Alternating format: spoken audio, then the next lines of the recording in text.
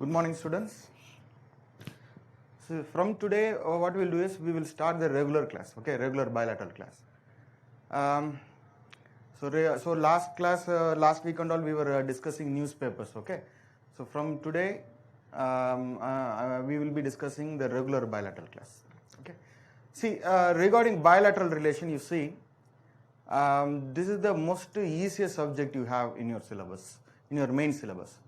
See, what we have done in our institute is we have divided the international relation into two parts. One is international organizations, where you will be discussing all the regional organization, international organizations, etc., United Nations, BRICS, SARC, etc., like that, okay. So, international organization will be very useful. Those class will be useful for your preliminary examination. Okay, so more questions will be coming in preliminary from international organization. Okay, in mains point of view, mains examination in GS, we have bilateral relation. 50 to 75 marks will be coming from bilateral relation. Okay, so international organization will be handled by another sir. So I will be handling the mains part of international relation, that is bilateral relation. Okay, so international organization, separate class is there. So we will be discussing this regarding this India and the world, India and bilateral relation with other countries for about some 10 to 12 classes. We'll see. Okay. Why I am telling that this paper is a very easiest paper? Why means because, see, number one, you don't have a book for this. No, unlike other subjects. Okay. So the preparation for bilateral relation comes with your newspaper reading itself. Okay. See, so just by following the newspapers, you can handle the mains examination. Okay. So most of the question, 99% of the questions will be from dynamic part only. Dynamic part means the current affairs stuffs only. Okay. So what is happening in the last year, last 2 years, India and the world, those questions only will come in the newspaper. Okay. So if you regularly follow the newspaper, means the preparation for bilateral relation is done. Okay. So the material is done. So then what you can expect from this class, that you should know. Okay. See, this class is just for helping you to follow the current affairs. So in current affairs, if you read some news, means you may be having some kind of doubts. Why this is happening? What was the between the two countries before this? So all these things we will discuss in the class. Okay. So I will give you the background of everything, and also briefly we will discuss the current affairs, what is going on between these countries, that we will discuss. And after that, after attending this class, it will be easy for you to continue reading the newspaper. So that I will give you a guarantee. And again, I am telling this, that if you wanted to reap the benefits from bilateral relation, means you should have proper writing practice. Okay. So proper writing practice is very important. Okay. So attending the class, reading the newspaper is one part, taking notes from newspaper is one part, that forms only 50%.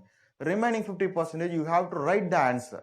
So I found many students during the initial period, what they will do is they will be very good in knowledge. They know what is going on. They will have the complete update. But what will happen is, when I am giving question, means they may not be able to write the answer for that.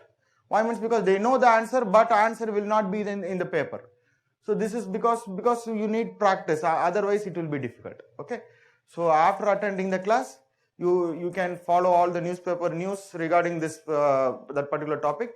You can easily understand all these topics, and after this you should have writing practice, question writing practice. Then only you can reap the benefits from bilateral relation. Why I said bilateral relation is very easy, means because you see, in bilateral relation, it will take only less time for you to prepare. That is number one. Because there is no need of any separate time for preparing bilateral relation like other subjects. You will be putting a timetable, 10 days for this subject, 10 days for that subject, like that it will be there. But for bilateral relation, this is not the case. Daily you have to prepare. Okay. Daily newspaper you have to update. Okay. So that is more than enough. No need of any revision. Once you understand the idea, there is no need of any revision also. So it is very easy to prepare. And then number two, in the examination hall also I am telling, it will take only very less time only. Okay. with less time, with less number of words, you can take maximum number of marks compared to other subjects. Okay, so that's why I am telling bilateral relation is a subject which is going to give you an advantage. If you have a writing skill means, definitely you can get more marks with less effort in bilateral relation. That you have to know. So already we know that just for current affairs and also for bilateral relation, all you have to do is to just follow the Hindu newspaper. And again, you can also follow Indian Express. And apart from this, in Rajya Sabha TV, 2 programs are there. India's World. The India's World, it is a weekly program. That India's World program, every week you have to regularly follow. 100% it will help you for your UPSC preparation. Okay. So diplomats and then foreign officers, foreign retired officers. So those people will be coming and discussing in that channel. So don't go for some private news channels, okay? So just for sensation, they will be discussing something that may not be relevant to our exam, okay? So this Rajya Sabha TV's India's World is 100% relevant to our examination. So that you have to know. And apart from India's World, one more program is also there. That program is called Big Picture. In Big Picture, national issues also will be coming along with bilateral relation news. Suppose Modi, our Prime Minister, is going somewhere to one particular country, so that week they will be discussing that particular issue. Okay. So regularly follow India's World and also regularly follow this Big Picture. Big Picture will also be useful for other subjects in GS. Okay. So this is more than enough. No need to go for any specialized book. Book is not available. Even in our institute or even in the market, I am telling, for bilateral relation, books are not available. Okay. So because commercially it is not viable. That's why people will not put, because regarding bilateral relation, you have to follow current affairs, no? So if they print a book means before the book comes out to the market, the entire news will be changed, okay? New updates will be there. So it will be irrelevant to read any static book. General foreign policy books that you can read. Rajiv Sikri, like that, some books are there. Even I will share it in the group, okay?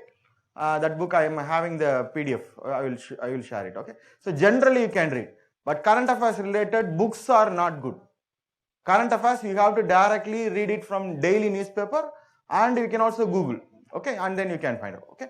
So what we will do today is, today we will be discussing today and tomorrow we have bilateral class. In tomorrow also we are having a special session, special lecture from a former diplomat, a senior most diplomat, T.P. Srinivasan sir. Okay, so earlier he was a former Indian representative, permanent representative to United Nations. So I think in 90s he was there. Okay, so he's having 3-4 decades of experience in diplomacy. Okay, so tomorrow you have a special lecture, so don't miss that lecture. And so he will be delivering some lectures. Okay, so and feel free to ask questions. So that is very, very important.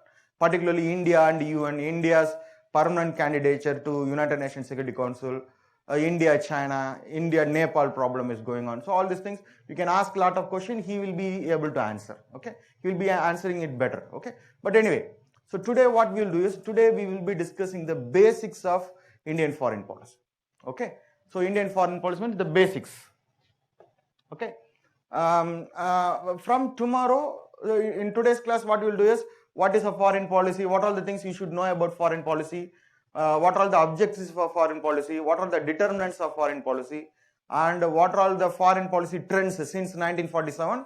How Indian foreign policy is there? So those things we will discuss today. All general, very general topic. But from tomorrow's class, from the second session, we will be dealing regionally. India, Pakistan, India, Russia, India, US, India, West Asia. So tomorrow, I think we can discuss India and West Asia. So West Asia is a very important topic, very crucial topic, and you have to note that a lot of confusions will be there when you are reading newspaper. So don't miss tomorrow's class. Tomorrow I will try. So tomorrow I am giving you guarantee that class will be interesting. That I will give you a guarantee. Okay. So don't miss tomorrow's class. Okay. So today generally we will. Today we will discuss the basics only. General news. Okay. What is foreign policy? What are the things you should know regarding foreign policy? So those things we will discuss. Okay. So so after this class, you should be able to follow the newspaper if any topic comes with respect to this topics we have discussed in the class. Okay, you should be able to easily follow. Okay, so anyway, so first what we will do is, first I will be asking 3 simple questions. So this is how I start. Okay, in all classes I will ask these 3 simple questions regarding foreign policy, very basic questions. And note that if any political science option students are there, means in political science option classes I am only going to handle political science. Okay, so we won't be having a separate session for bilateral relation. So in paper 2 section B we have a separate 25% of our total syllabus is India and the world only. Okay, so we will be having some updates, question discussion only, like that only. Okay, so it will be waste of time again to take the same thing in the option class. So you observe everything from this class and then you compare that with the political science syllabus, and then and there you cope up with the class. Okay, that is enough. Okay, so anyway, so I will be asking 3 basic questions. Number 1, what is a foreign policy? Okay, and number 2, who formulates this foreign policy? So first question is, what is this foreign policy is all about? So that we should know. 1. Number 2, who formulates this? Who is making this policy? Who are the people who are involved in this policy making? So that we should know. See, somebody is deciding how India should behave with other country. So who are those people? That we have to find out. This is second question. And third question, the most important part of this class. So this particular the answer to this question is very, very important. If you are not able to understand the third question, means it is waste to continue with the bilateral class. On what basis, the question is, on what basis this foreign policy is formulated? So that's, you see, you are all attending this class because tomorrow you wanted to become a civil servant. So like that, some purpose is there, no? So the question is, what is the purpose of this foreign policy? For what purpose this foreign policy is been devised? So these 3 questions you should know clearly. First, coming to the first question, what is a foreign policy? See, foreign policy means it is a relation, it is a policy. We have environmental policy, we have educational policy, we have economic policy, we have health related policies. So like this, foreign policy is also a policy formulated by Government of India, which deals with how India can handle other countries, how India can deal with other countries, how India can maintain friendship with other country, how India have to behave with other country, or with respect to international relation, how we have to handle those countries and issues. So this is the answer for the question number 1. What is a foreign policy means? Foreign policy deals with how India is going to behave with other country, how India is going to develop relationship with other country. So this is foreign policy. What I'm asking is, why India have to deal with other country? Why India have to maintain relationship with other country? Why we need other countries? See, it's very simple, very, very simple. Okay, see, so we are human beings. We can't live alone. Okay, we need friends, we need a family, we need a society, we need our relatives, we need our village, we need our state, our country. So alone you can't survive. Okay, it will be difficult to satisfy all the needs if you are alone. So we need other people. Okay, so with other people we will have some interaction. We will do some help for them and they will do some help for you. See, when you are a kid, when you are very little, your parents will take care of you. When you grow up, you have to take care of your parents. So we are in need of each other. Okay, because we have a lot of needs. Okay, so like that, like this is for personal relation. Like that, for running a country also, a country cannot survive alone. So that you have to note. See, for example, India is a very big country. Big population is there. We have a very big population, means very big needs are also there. The needs of different people have different needs, and there are certain things in India which is available abundant, but at the same time there are also certain things in India which is not available in abundant. So in that circumstances, you see, for example, take the case West Asia. West Asia means the Arab countries. The Arab countries are rich in oil, but doing agriculture in Arab countries is difficult. Completely, the case in India is completely reversed. In India, doing agriculture is possible, but we don't have oil. So we need West Asia. West Asian people need us. So what we do, we supply them agriculture related products, and from West Asia we import petroleum products. Petroleum products means crude oil. Okay. So we are in need of each other. We can't survive alone. If you need technology means you have to go to Western country. Okay, so like that India is also contributing to the world, and we should also get help from the world. Then only a country can survive. This particular idea is implied to all the world countries. No country in the world can survive alone. Okay, if you have some excess means you have to sell it to others and then reap the benefits. You have to reap the excess, the benefits. Okay, then only we will develop. So we need each other. So automatically we have to develop relationship with other country. Okay, for security purpose, for economic purpose, cultural relationship is there, sports, like that. For we need interaction. Without interaction, a country cannot survive like a human being. So a human being cannot live alone. Like that, a country also cannot survive alone. So a country needs the help of other countries. Okay, other countries also need the help from us. So mutually we will get benefit from each other. So automatically we have to develop some kind of policy with those countries. How to develop that, how to maintain the relationship, all these things the foreign policy deals with. Okay, so foreign policy is a policy of the national government to deal with other countries. How we have to deal with other countries? Everything will be decided and implemented using the foreign policy. So this is first question. Okay, and coming to the second question, on what basis this foreign policy is formulated? Sorry, who formulates this foreign policy? See, who is deciding this foreign policy? So people will say that it is the Prime Minister, or some people will say that it is the ministers, or some people may say that it is the External Affairs Ministry. Some people will say that it is the Foreign Secretary. So like that, people have many answers. But the thing is, in India, any policy is decided by cabinet headed by Prime Minister. Okay, whatever policy it is, whether it is a education policy, whether it is a environment policy, whatever policy it is, all policies of India are taken by the cabinet headed by Prime Minister. Okay, so don't say it is the cabinet, or don't say that it is the Prime Minister alone. Cabinet headed by Prime Minister decides everything. But that is not the final say.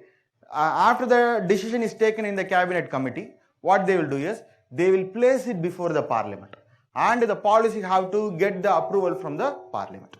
Parliament means already we know that it is Lok Sabha, Rajya Sabha and President.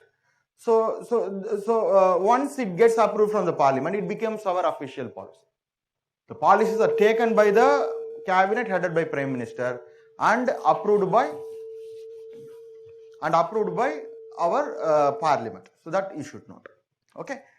Then what this External Affairs Ministry is doing? See, External Affairs Ministry is aiding the cabinet to take a decision.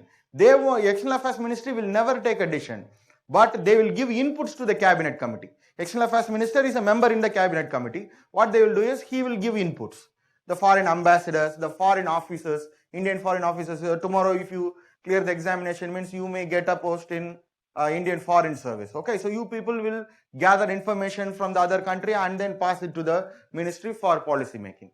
The Foreign Secretary, the Defense Advisor, and then the Home Ministry, internals, because he is in charge of internal security, you know. So India is having borders with many countries. We have problem with many countries. Okay, so to deal with our internal security, for Home Ministry have to give advice. Commerce Ministry. So because we have to do commerce with other country, we have to do business with other country. So he will also give input. The business people, the big, the MNC companies in India, the big shots in India, they will also put pressure on the government. And then the NRI people working outside India. So the NRI means non-resident Indian. They are Indian people, but they are working outside. Okay, outside the Indian territory. So they will also give input to you. Okay. And then what about we the people? We people also will give input to the government to take a foreign policy. Okay, so we may like to do something, the government may do the other thing, means then we will put pressure on the government. The government keeping eye on the voting, etc. Because next time they have to face the people, no, during the election. So what people want, based on that only the government will take a decision.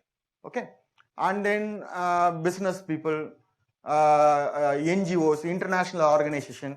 So these are all the people who will put pressure on the people who are taking all this decision, the Prime Minister's office, so etc. So finally, all the decisions are made by cabinet headed by Prime Minister, and it will be get approved from the Parliament. So that you should know. So this is how a foreign policy is formulated in India. Okay. So first question I have answered, what is a foreign policy? And second question, who formulates foreign policy also I have answered. Okay. So the cabinet headed by Prime Minister, aided by the list of people which I have said. Okay. And subject to the approval of Parliament. So that you should note. Okay. In Parliament, government, even the opposition parties also will be there. Only when the Parliament approves, then only it will become an official policy of India. Okay. So that you should note. So now we will come to the third important question.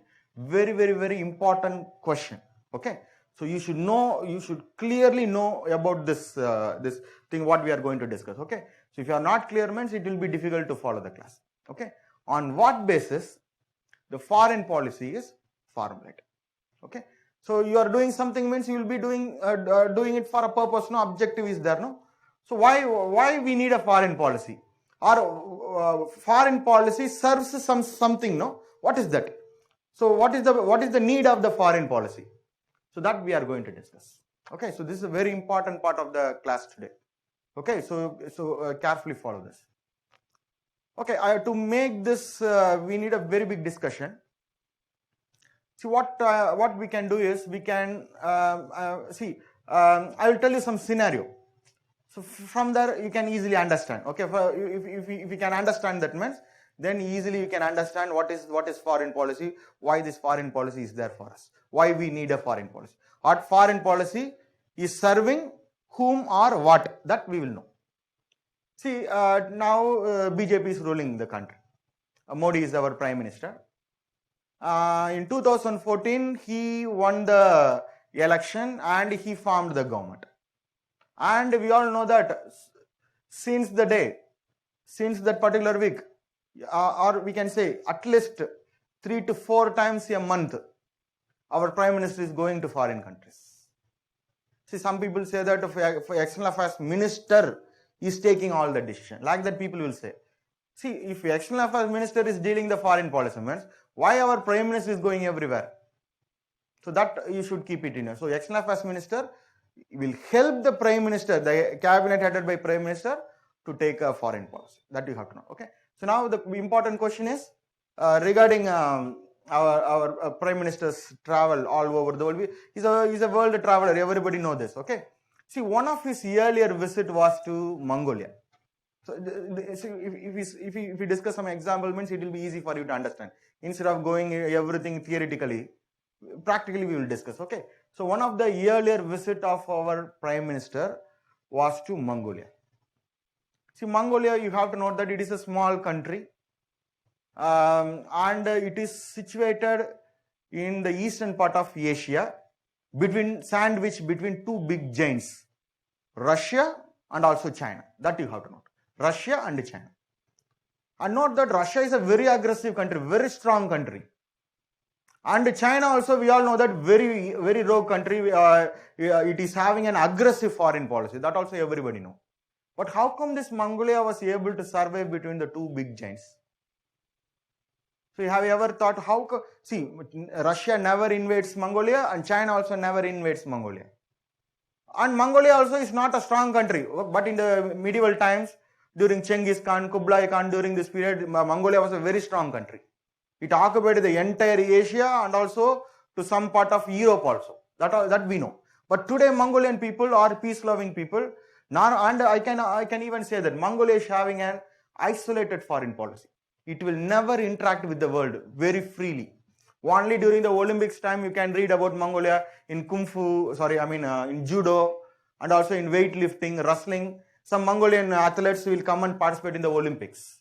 Other than that, in normal circumstances, I am telling, no one can read anything regarding Mongolia from newspaper. Okay, because Mongolia never interacts with anyone. And not only that, during the Congress regime, I'm telling between 2000 to 2010, Pratibha Patil was the president of India, the former president. During Manmohan Singh, when Manmohan Singh was the Prime Minister of India, we sent our former president, Pratibha Patil, by the time president, to Mongolia, to interact with Mongolia. But when she went to Mongolia, Mongolians received us, because Pratibha Patil is the leader of Indian state. So they received us well. But in that meeting, the Mongolian leader was issuing one particular statement. Very important. That statement is very, very important. He is telling, Mongolians are already happy. So they said that Mongolians are already happy. Like that, he is issuing a statement. See, what is the meaning of this? See, you are going to your friend's home to develop relationship, to develop friendship. But your friend is telling, I am already happy. Then what is the understanding? That friend is asking why I should develop relationship with you. So this is the understanding. So can you understand? Can you understand the point? Okay. So we are a big country in Asia. China is a bigger country. India is also a very big country. We voluntarily are going to Mongolia, and then but the Mongolian people are telling we are already happy. Already happy. What is the meaning of already happy? Why I have to develop relationship with you? And the leader also said that the Mongolian people are the happiest people and healthiest people in the world. Why? Means because all Mongolians want is only the buffalo's meat and buffalo's milk. The yak, the mountain yak, which is abundantly available in Mongolia. So Mongolian people are already happy. Like that, they are issuing a statement. That means our president is going there, but instead of developing relationship with India, they are issuing a statement such that why I have to develop relationship with India. Like that, they were asking a question. So it is not. I'm not telling that they were offensive towards India. But the point is, Mongolia was not interested much in developing relationship with India. But what happened at this time, in 2014, during the first regime of Modi, first 5-year government, our Prime Minister went to Mongolia. Okay? And this time, our Prime Minister, what he did is, he went to Mongolia with a bag full of money. Okay? $1 billion. $1 billion or $2 billion? Billion dollars. He went with a bag full of money. Immediately everybody welcomed. Not our Prime Minister, they will welcome the bag. Okay, because he is coming with benefits. Okay, immediately they received our Prime Minister very warmly, and then they received the bag means in the sense he will not carry the money in the bag. He will give a word that up to $2 billion worth amount of goods you can buy it from India for free. This is the understanding. This is called line of credit. This people call it as line of LINE, line of credit. Okay, so we are giving a credit to Mongolia. We are asking Mongolia, I am giving you a benefit that up to $2 billion worth of goods you can buy it from India for free. And they can't buy any items. Okay, India will also give a list of items. See, what is the secret behind this line of credit? India used to give this line of credit to many countries. I'm coming to that. But anyway, I will discuss what is line of credit shortly. Okay. So now we went to Mongolia, our Prime Minister went to Mongolia, and we have given a $2 billion worth credit to Mongolia. So Mongolia can get benefits from India. Immediately Mongolians welcomed the Indian Prime Minister very warmly, and immediately the same Mongolian leader who earlier, some 5-6 years before said that that means we are already happy. Now Mongolians said that Mongolians are friends of India. Immediately they issued this statement. Mongolians are friends of India. See what happened in a period of some 10 years. 10 years before, when we went there, Mongolians never said that means they don't have any intention to openly say that India and Mongolia are allies. India and Mongolians are friends. But instead they said that we are already happy. But this time we gave some benefits to Mongolia, and Mongolia received that benefits very, very warmly. And then Mongolians immediately said that India and Mongolians are very close. We are close friends. We are close allies, like that. And not only that, our Prime Minister went to Afghanistan, gave $5 billion. We went to Bangladesh, gave another $5 billion. Some African minister, finance minister came to India. Immediately he wrote a check for $50 million to that particular country. Like that, India, wherever India is going, India is giving lot of benefits to every country. See, my question is very, very simple.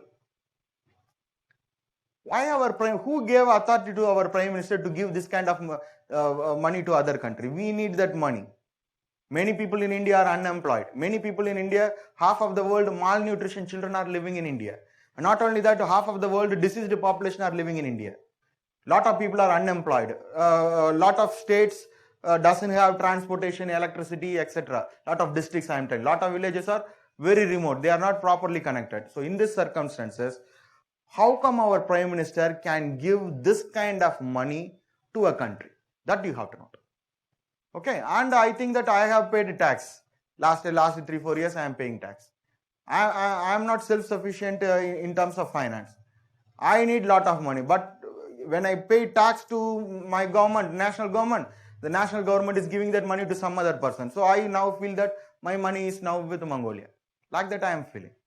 See, the point is, we people need that kind of money. It is $1 billion. $1 billion means, just imagine. Billion means lot of zeros, a very big number. It is a very big amount, but yet our government, ourselves, we need the money. We also expect help from other country, but at the same time we are giving money to Mongolia. Why we are giving this kind of money to Mongolia? So this is very, very important. We have to find out this. What is the reason behind that? Okay, so we are not only giving money to Mongolia, we are giving money to and other type of helps to other world countries in terms of goods, in terms of services, in terms of health, equipments, medicines, etc. So like that we are giving lot of help to other countries. The question is, why we have to give this kind of free things to other people? So this you have to think very deeply. What is the purpose of India doing this? Okay, I will put this question in a different way, so for easy understanding. See, so after the class, what I am doing is I am going out. Some person, maybe he must be a student. Okay, he is coming and asking me, sir, why can't we have a coffee? And he is telling that he is going to pay for the coffee.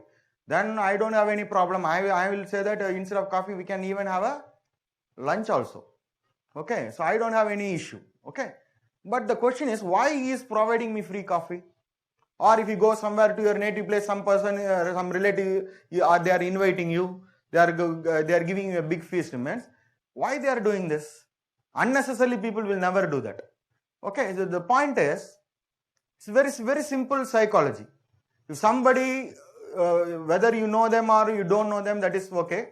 If somebody voluntarily they are coming and giving you some kind of freebies, some kind of help, some kind of benefits to humans, then the ultimate understanding is they need something from you in return. Very simple. Simple logic. Somebody is helping humans, voluntarily helping you or providing you certain benefits means they also need some kind of benefits from you. So this is the understanding. So they are expecting something in return. Without returns, they won't do anything. So this is a normal psychology. Maybe in personal relationship, out of love to our family, people, friends and our relatives, we may go and help them voluntarily just for good faith. But I am telling, in international relation, so note this is very, very important. In international relation, no free lunch. That means if a particular country is doing something in international relation, means it is doing for its own benefit only. So we gave $2 billion to Mongolia because we are expecting something in return from Mongolia. If you don't expect that anything from Mongolia, means India will never give that money to Mongolia. This you should note. This is the most important thing you have to note. See how Mongolia can help us. See, we are a developing nation. For development, we need energy. For energy, now only India is investing heavily in nuclear related reactors. For feeding our nuclear reactors, we need the raw material uranium. Uranium is not available in abundant in India. Mongolia is having the uranium. Very simple. Equation is simple. So we want Mongolia to supply us unlimited uranium. We wanted to have a nuclear trade with Mongolia for supplying raw material to India. So when India went there to Mongolia, Mongolia was not that much interested. When India went for the second time, we gave benefits to Mongolia. So Mongolia received those benefits, and in return, Mongolia is now ready to give that raw material to India. For that is for money only. To establish that kind of friendship, we were giving some kind of benefits to that particular country. So it's very, very clear that a particular country, particularly in international relation, in international politics, if a particular country is doing something, means it is doing for its benefit. So this is the thing you have to know. Okay. So without benefits, no action in international relation. If a country is doing something in international relation, means it is doing it for its benefit only. Okay, I said only in personal relationship only. Out of love we will give. Otherwise, if somebody is doing something, means they are expecting something. They wanted certain benefit. That's why they are doing it. So this is the general psychology. So this 100% applies to international relation. I can give you a lot of examples. For example, in India, can you name one good leader? Lot of leaders are there in India. People, but what I'm asking is a generally accepted leader. Gandhi. Okay, so Gandhi is the father of our nation. We all know this. Why Gandhi is our father, national father? Everybody like Gandhi, no? Or at least I think everybody like Gandhi picture. Why? Means he is living in our currency note. Okay, everybody like currency. Okay, so why in India, in rupee note, we have printed Gandhi's face there? See, it is not that Gandhi is a great person. I am not questioning that. He's a great. No one can live like Gandhi. Okay, even in the future also, no one can become a Gandhi. That also I will tell you. But what I am telling is, India is projecting such that Gandhi is our only leader. He alone fought freedom in the freedom movement and got us freedom. See, there are thousands of leaders are there, national leaders are there, who sacrificed their life for the sake of India. But Indian government is not projecting any other leader. India respects every leader, that I accept. But we are giving too much projection to Mahatma Gandhi. He's a Mahatma, no doubt in that. He deserves that. But in that also some politics is there, that I am telling, particularly with respect to international relations. See, we promote Gandhi as our leader, and India also in our foreign policy, we also have a policy of non-violence, no war policy. So this is our foreign policy. Or if India have any problems, even now see we have problem with China regarding borders. We want the border problem to be sorted out peacefully only. If China attacks, means we are ready. But to sort out the problem, we need peaceful settlement. India want all our dispute to be settled peacefully. India doesn't opt for war. Okay, Indian foreign policy, one of the major policy is non-violence. We completely believe in United Nations. We completely support all the efforts of United Nations. Why India is believing in United Nations? Or I will ask you this question. Suppose Mahatma Gandhi was born in US, means, do you think that he will be a leader? Definitely. But do you think that he will become the number one leader in US? I don't think so. Because he was born in India, he became one of the greatest leaders. If Mahatma Gandhi was born in Russia, Germany or US and all, he may not be this much popular. Why? Means because India needs that kind of leader. USA doesn't need Gandhi-like leader. USA is an aggressive country. It mainly depends upon war-based economy. It sells all the equipments, defense equipments to world countries and earns money. Similarly, Russia is also doing that. So Gandhi may not be a very good leader for them to project. But for India, Gandhi is the best leader, suitable leader for India. Because for India, we need Gandhian principle. Okay, so Gandhian principle will be very, very relevant to India. That's why we are projecting Gandhi as our leader. So why India is not promoting Subhash Chandra Bose as our leader? Why in Indian foreign policy we have yes to war? Okay, actually in our Indian foreign policy we have the policy called no to war, no war. India have a no war policy. India will, so even you see Indian armed forces are called defense forces only. Not offense. US, they won't call those forces as defense forces. We have three defense forces. Army, Navy, Air Force are defense forces of India. Okay, so that means we don't have any aggressive idea to go and invade other country, occupy other country, or go and control other country. Okay, so in that, and the point is we don't want to go for a war for solving the Kashmir problem. To even take Nepal. Nepal is a very small country. 2 days before they have redrawn their map. Some of the Indian areas are included in Nepal's new map. Why can't India use aggressive method to solve this problem? India will never go for that. Normally, we want peaceful settlement. We want all the problem to be solved in tables. Tables means through negotiations, peaceful negotiation. Through that only we wanted to settle that particular issue. Why? Means because India will never like to go for a war. But the real reason is India cannot afford a war. I am not telling that Indians are weak, Indians are cowards. No, I am not telling that. Indian forces are meant for defensive purpose only. If somebody is doing anything aggressively against India, means we will defend India, our sovereignty, integrity, unity. We will defend it. We don't have any aggressive motive to go and invade any other country, strike other country, take their land or take some property or influence the other country. We don't have that kind of objective. Our objective is to defend our territory, people, resources. This is our objective. India, only for defense purpose, we are having a very big armed forces, not for any offensive purpose. So the point is, India will never go for a war. India will never like to go for a war. Because if you go for a war, means what will happen? All our resources will deplete. Okay. So the strength we have garnered in the last 7 decades after independence, we have to spend our entire energy in winning that particular war. Even I am telling, if India is going for a war with one country, and even India wins the war, India loses. This is what I am telling. Because if you go for a war, means nobody win.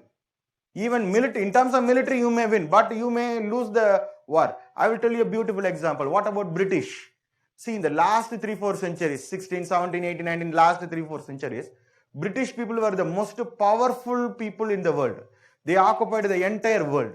Everybody, entire countries, all world countries. They even say that in British Empire, sun never sets. It will never go down. So all over the world, the British people had the countries under their control. But what happened in the 20th century? It fought 2 world wars. Okay, World War I and World War II. And note that in the 2 world war, who won the war? British won the world war.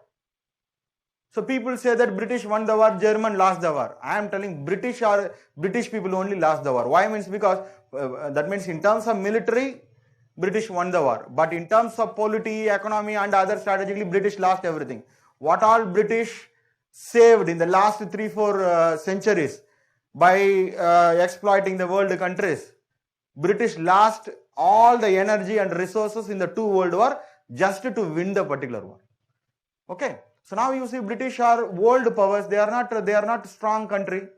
Or I can say that the British Empire is or British power is a dummy power only. It is living on old historic fame only. British people are not the powerful people. US is a powerful country. Russia is a powerful country. China is a powerful country. Even I am telling India is a powerful country, not British. But British won the 2 world war. What is the result? They actually lost everything. All the energy they have accumulated, they lost everything to the just for winning that particular war. So that's why I am telling, if no country will go for a war unless they are going to get benefit from the war. Okay. So US always prefers war. Why? Means because then only it can sell its arms and it can earn money. But India is not that kind of country. India, for all defense equipments, we are importing from other country. Suppose India is going for a war with China, even with Nepal, I am telling, India will lose all our energy. At least even for a 1 week war, we will go 3-4 decades backwards. How Indian development was there in 1990s, like that we will go back. Okay, so only I am telling, India needs peace. If India needs peace, India should not go for war. If India should not go for war, means Then in Indian foreign policy, that's why we are projecting Gandhi. That's why we are projecting non-violence as our principle. So can you understand? So what I'm telling is, even India is promoting a moral principle only. No war, non-violence, no to war. Like that only India is projecting. India is projecting this for our own benefit only. That's what I'm telling. So that's why I'm telling, if a particular country is doing anything in international affairs, means it is doing it for its own benefit only. 100%. This is 100%. This is 100%. Okay. So, or in terms of technically, I have to say this, means a particular country's foreign policy is all about the national interest of the country. So, national interest is the important keyword.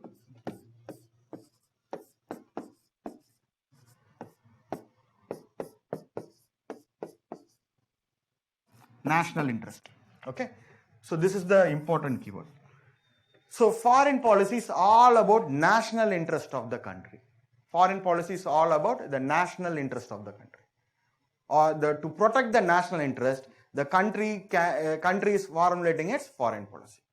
Or even in international relation, it is accepted that it is morally correct, means in the sense it is acceptable that to protect a particular country's national interest, a country can do anything. A country can do anything. Okay, or the important keyword is national interest. So national interest is everything for a country. Or to implement the national interest, or to protect the national interest only, entire foreign policy of any country is there. Not only for India, any country. Every country have their own national interest. So national interest is a term which is available in international relation.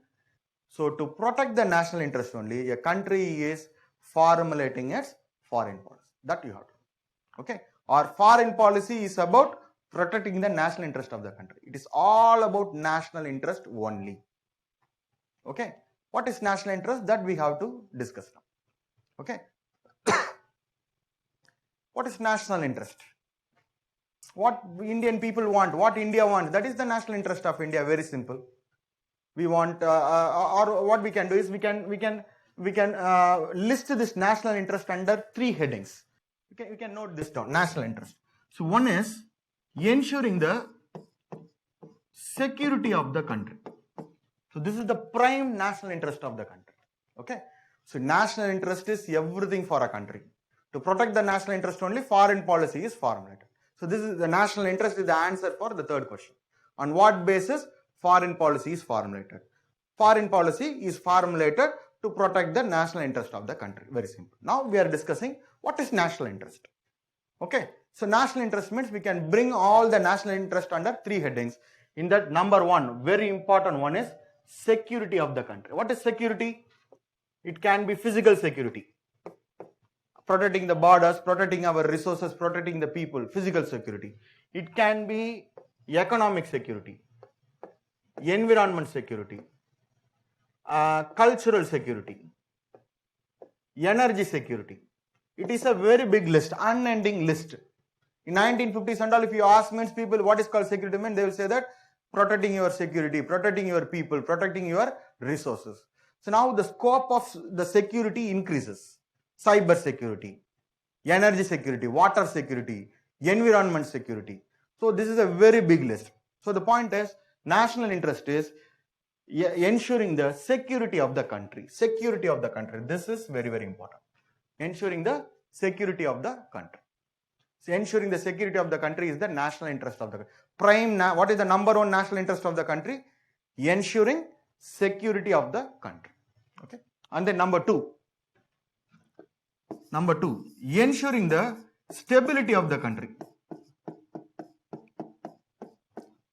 Ensuring the stability of the country. Ensuring the stability of the country is the national interest of the country. Stability is very, very important for a country. Why stability is very, very important? So I will tell you an example. When our people's president Abdul Kalam was the president of India, in one of the press meeting, one journalist, a foreign journalist, he was asking our president a question. Sir, you are a peace-loving person, you are a religious, spiritual person, you are a peace-loving person. and one of your principle is non-violence. But the journalist was putting the question like this, okay, but sir, we also see that you are involved in nuclear related activities. How you define yourself? So this is the question. Sir, you are a peace loving person, God fearing person, spiritual person on one side. On the other side, you are involved in nuclear related activities. Then how you define yourself? So this is a very serious question put on the President of India. And this is not just the question which was put on the President of India, but this is the question which was put on India itself. India is a peace-loving country, Gandhi is our leader, non-violence is our principle. Then why India needs nuclear weapon? So this is the question. This is the actual question, but the question is put on the President of India in a different way. So single answer, he have to give answer to both this question. So what he said is, he said that India is a peace-loving country, and in India, all India needs is to develop our country. Okay, that means we need socio-economic factors, that means socio-economic development in India. When India can develop our socio-economic these things means only when India is peace. Suppose if India is at war with any country means all our energy will be spent on winning that particular war. Suppose India is at peace means we can spend all our energy towards improving our socio-economic indicators, the socio-economic sector, that field. Okay. So India have to be peace, India have to be stable. So this was his answer. He said that if in India, the ultimate idea of India is to improve the socio-economic development. To improve the socio-economic development, India should not go for war, or nobody should come and create problem with India. So then that means India want peace and stability. And if India want peace and stability means India should be a stronger country. He said India should be a stronger country. He did not use the word strong country. He said India should be a stronger country. Why means he said that strong country will respect only stronger country. If you are stronger guy means everybody will respect you. If you are a weaker guy means everybody will come and create problem with you. So this is the understanding. So in order to become stronger only, India is having nuclear weapon. Our nuclear weapon is not targeted against any country or any particular target. India is having nuclear weapon to show that India is a stronger country, so that nobody will create problem with India. Then in India, peace and stability will be there. Then we can spend all our energy in socio-economic development, not in wasteful war. So this was his answer. So I think now you can understand why stability is very, very important. If a country is not stable and peaceful means the country cannot grow. So this is the point. If somebody is not growing means they are going down. That is the understanding. If a country is not growing means the country is going down. Okay. So if you wanted to survive means daily you have to grow. If you wanted to clear the examination means daily you have to prepare and accumulate knowledge. You have to improve your knowledge. Otherwise you will go down. This is the understanding. Okay. So stability is very, very important. So number one is ensuring the security of the country. Number two is ensuring the stability of the country. And number three is enhancing the status of the country. Status of the country. Enhancing the status of the country is the number one. It is also important number one foreign national interest of the country. See why we need status. See, just now I said foreign policy is all about getting benefits. You do something and get some kind of benefits. How to get the benefit from others? So foreign policy deals this only. The benefit only in international relations they call this benefit. The word benefit is called national interest. Okay. So if you wanted to get benefit from other countries means then you should be an influential person. If you are an influential person and your status increase means everybody will listen to you, and wherever you go you can maximize your benefits. Okay, if you are a weak country means nobody will listen to that particular country. If you are a strong country, efficient country means everybody will listen to you. So if you can make everybody to listen to you means then you can maximize the benefit from that particular group. If India is going to some country means some international organization for an international conference means, for example, if Trump speaks means everybody will listen to Trump, what Trump is telling, because he's the powerful man in the world. He's the president of the powerful country. If Xi Jinping is speaking something, means everybody will listen to Xi Jinping because he is one of the powerful man in the world. Even Modi will speak something, means everybody will listen to Narendra Modi in the international conference. Suppose the Nepal leader is speaking something or Sri Lankan president is speaking something, means nobody will listen because they are not influential country. If you are not influential, means nobody will listen to you. If you can't make the people to listen to you, means how you can influence those people to get the benefits. So status is very, very important to increase your benefits. To reap the maximum benefit from others, you have to improve your status. So national interest is nothing but ensuring the security of the country, ensuring the stability of the country, and enhancing the status of the country. Okay, so this is national interest. So national interest is very, very important. So the foreign policy of any country is based on the national interest of the country. To protect the national interest of the country only, a foreign policy is formulated. You should be very, very clear with that. What is the national interest? National interest means self-benefits. India needs something. How India will get it? That is the national interest of the country. That you have to know. Okay. So be clear in that. We will take 1 minute break. Okay. I will drink water and come. Just 1 minute. And then we will continue the class.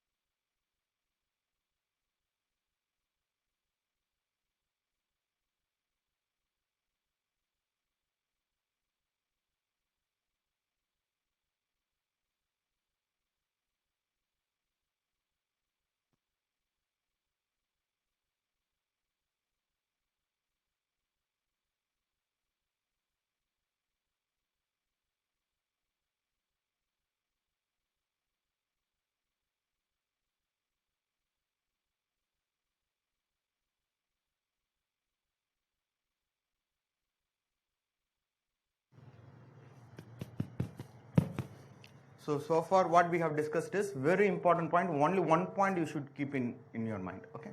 National interest. What is national interest? National interest is ensuring the security of the country. So what is security? Security is a list of things, okay, unlimited list, and ensuring the stability of the country and enhancing the status of the country, okay. And see, so this is foreign policy. So what is foreign policy? Foreign policy, F means foreign policy, consists of self-interested strategies chosen by the state to safeguard the national interest. Okay, this is foreign policy. So foreign policy consists of self-interested strategies chosen by the state. Self-interested means selfish strategies, how to get benefit, okay, to safeguard the national interest. So we have certain national interest. To safeguard that particular national interest, we are having the foreign policy, okay. So foreign policy consists of self-interested strategies chosen by the state to safeguard our national interest. And it is a government strategy to deal with other nations. Foreign policy is a government strategy to deal with other nations, okay. And then using foreign policy, we can establish, maintain the relationship with other nations. We can establish relationship with the country and we can maintain the relationship with other country. Relationship means it can be a friendly relation, it can be a hostile relation. Pakistan always using its foreign policy is maintaining a hostile relationship with India. Best example, okay, with other countries. With Mongolia, first we went and established relationship, now we are maintaining the relationship, like that, okay. So this is foreign policy. And note that these are all the objectives of foreign policy. General foreign policy. So this is about foreign policy of any country. Number one, using foreign policy, we can open honest exchange of ideas. And we can also open honest exchange of markets. What is exchange of ideas, exchange of markets? Ideas means it can be anything, it can be friendship. We can be friendly with the idea called friendship, we can exchange with other country. We can be friendly. And it can be technology, it can be culture, it can be religion, it can be any particular philosophy, anything. It can be knowledge, anything, okay. So that is idea. We can exchange it with other country. Number two, we can exchange markets. For example, best example already I have given is we can send agriculture products to West Asia and we can buy oil products from West Asia, like that, okay. We can exchange our markets. And using foreign policy, we can any country can destabilize another country, undermine another country, and control another country. We can destabilize, undermine, and control other nations. Destabilize. Pakistan using terrorism is trying to destabilize India. Okay, and US using its power, it is trying to undermine and control Iran. So this is another example. Okay. So using foreign policy, we can also do bad things to other countries also. That is the understanding. You can control the other country. You can undermine. Undermine means you can make that particular country to feel low. That is also possible. So these are all the objectives of foreign policy. And then who are all the players in international relation? Okay, so one is state actors, non-state actors. Already, I think you know what is called state. That day we have discussed. State means a state has 4 elements. One, it should have a territory, it should have a population, and 3, it should have a government, and finally a state should be sovereign. Sovereign means nobody should put pressure on the particular country to take any one particular decision. All the law and decision schemes, policies taken by the country should be taken by the own people only, not from the influence from outside. That is called sovereign. So if any country, any entity have all these 4 elements, territory, people, government, and sovereignty, we call that particular entity as a state. Who are all state? The world nations. World nations are the actors, the players in international relations. Indian government, Pakistan government, US government, Russian government, etc. And super states also there. Super states means only one example is there, European Union. European Union is a group of 28 states. This is called super state. Okay. So these are all the players who involve in international relations. And non-state players are also there. They are not governmental people, but for example, MNC, multinational corporations. NGOs, international organization like UN, other world international organizations, lot of WHO, WTO, like that, a list of international organizations are there. Even terrorist people also play a vital role in taking the foreign policy. Okay, India is now fighting a war against global terrorism. US is fighting a war against global terrorism. Indian policy is anti-terrorism based policy. So because they also influence our foreign policy, that's all. Okay, so these are all the actors in foreign policy, in international relations. And third one also you should note, what are all the tools to achieve this objective? These are all our objective. Ultimately, this is called national interest. Okay, we want something from other country means we should get it. That is our national interest. To achieve the national interest, there are 4 tools are there. Tools means methods, ways, options. Okay, so it is based on that means you have to go level by level only. Okay, 4 tools are there to achieve the objectives of the foreign. Objective of the foreign policy is protecting our national interest. To protect our national interest, we have 4 options. 4 options how to deal with other country. So number one tool of foreign policy is, number 1, to develop relationship or to achieve whatever we want from the other party, other country. Number 1, the first tool is negotiation. If you want something from one particular country means you have to go and negotiate with a particular country. That is number 1. Okay, 1 is negotiation. Okay, and then 2. See, we are going and asking that particular country for something that particular country is not interested means, then to persuade that particular country by giving gift to that particular country. So this is, see, level by level only we have to increase.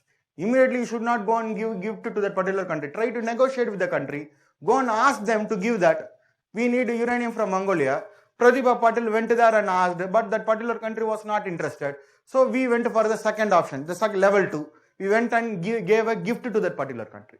Gift means it can be loan money, or it can be free money, it can be free services or goods, whatever it is. So we will go and issue gift to that particular country. This is option number 2. First is negotiate with the particular country, and second one is we have to go, if negotiation doesn't work, then we have to persuade that particular country by issuing gift. So this is number 2. So even after giving the gift, that particular country is not interested in that gift. You are going and giving some money to Saudi Arabia, means Saudi Arabia will not like that money because Saudi Arabia already have a lot of money. So for example, I am telling. So certain people by giving gift also, though, they will not be satisfied. We can't achieve our national interest there. So we have to go for the third option. Third option is threaten that particular country. You have to threaten that particular country. See, if I am asking you, if you are not giving this much, then you will get into trouble, or you may not get this benefit, or tomorrow you may get into some kind of problem, I will not come to the rescue. So like that, you can threaten that particular, issue threat to that particular country. That is the third important tool. First tool is negotiation. Second tool is gift. Third tool is issuing threat to that particular country. Even after issuing that particular threat, that particular country is not coming in lines with our objective means, then the final option is going for war. So war is also a foreign policy option. So these are all the 4 options available to achieve the foreign policy of country. So one is negotiation, second one is gift, third one is threat, fourth one is war. So that you have to know. So these are all the 4 ways we can achieve our any country's foreign policy. And see, this Kautilya. Kautilya is an Indian political philosopher, the Prime Minister of Chandragupta Maurya, who he only made Chandragupta Maurya the king of the Emperor of India. Okay, during Maurya's period. So he wrote a book called Arthashastra, which is one of the earliest political treatises. This Arthashastra only. Arthashastra is an art of running a government. How to run a government. How to rule. So the Arthashastra says. So in that, Kautilya also have given, that means idea how to implement our foreign policy. So these are all the 4 ways to implement the foreign policy. Sama, Dana, Beda, Danda. See, just now we discussed about the 4 important tools to implement, to achieve the foreign policy. So number 1 is Negotiation. That is called Sama. Sama means negotiation. Negotiation. You have to go and negotiate with the particular country. That is called Sama. Following the policy of Sama with the country. Number 2, Dana. Dana means gift. So this is negotiation. Second one is gift. Dana. Go and give some dana to the next country and make the country your friend. And achieve the objectives from the particular country. And third one, this is a new principle. Normally no country accepts this principle, but secretly every country does this. Beda means create. See, some 2-3 enemies are coming to war against you. Means what you have to do? You have to go and do Beda among your enemies. Beda means you have to divide your enemies, or simply divide them and conquer. Divide and conquer principle. Divide and conquer principle. That is Beda. And finally Danda. In Danda, threat will be there, and then war. Threat. Okay. So these are all the 4 ways to achieve the foreign policy as per Kautilya or Chanakya. Okay. Who wrote one of the earliest treatises on polity. Okay. How to run a government. Okay. Sama, Dana, Beda, Danda. Sama, Dana, Beda, Danda. Sama means negotiation. Dana means gift.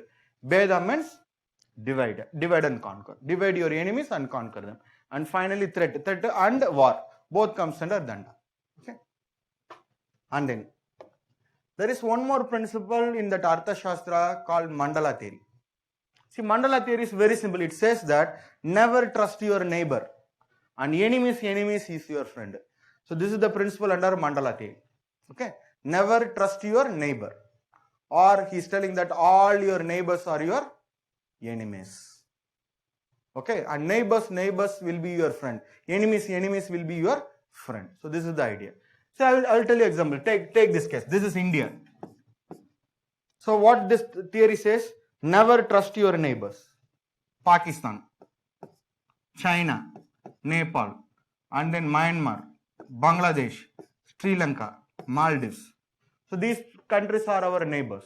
These neighbors are either our enemy countries or untrustworthy countries. That you have to know. Untrustworthy. Untrustworthy means we can't blindly believe them except for Bhutan. Bhutan is an exception. Except Bhutan, with respect to other countries, India cannot depend on them. We can't believe them. We can't trust them fully.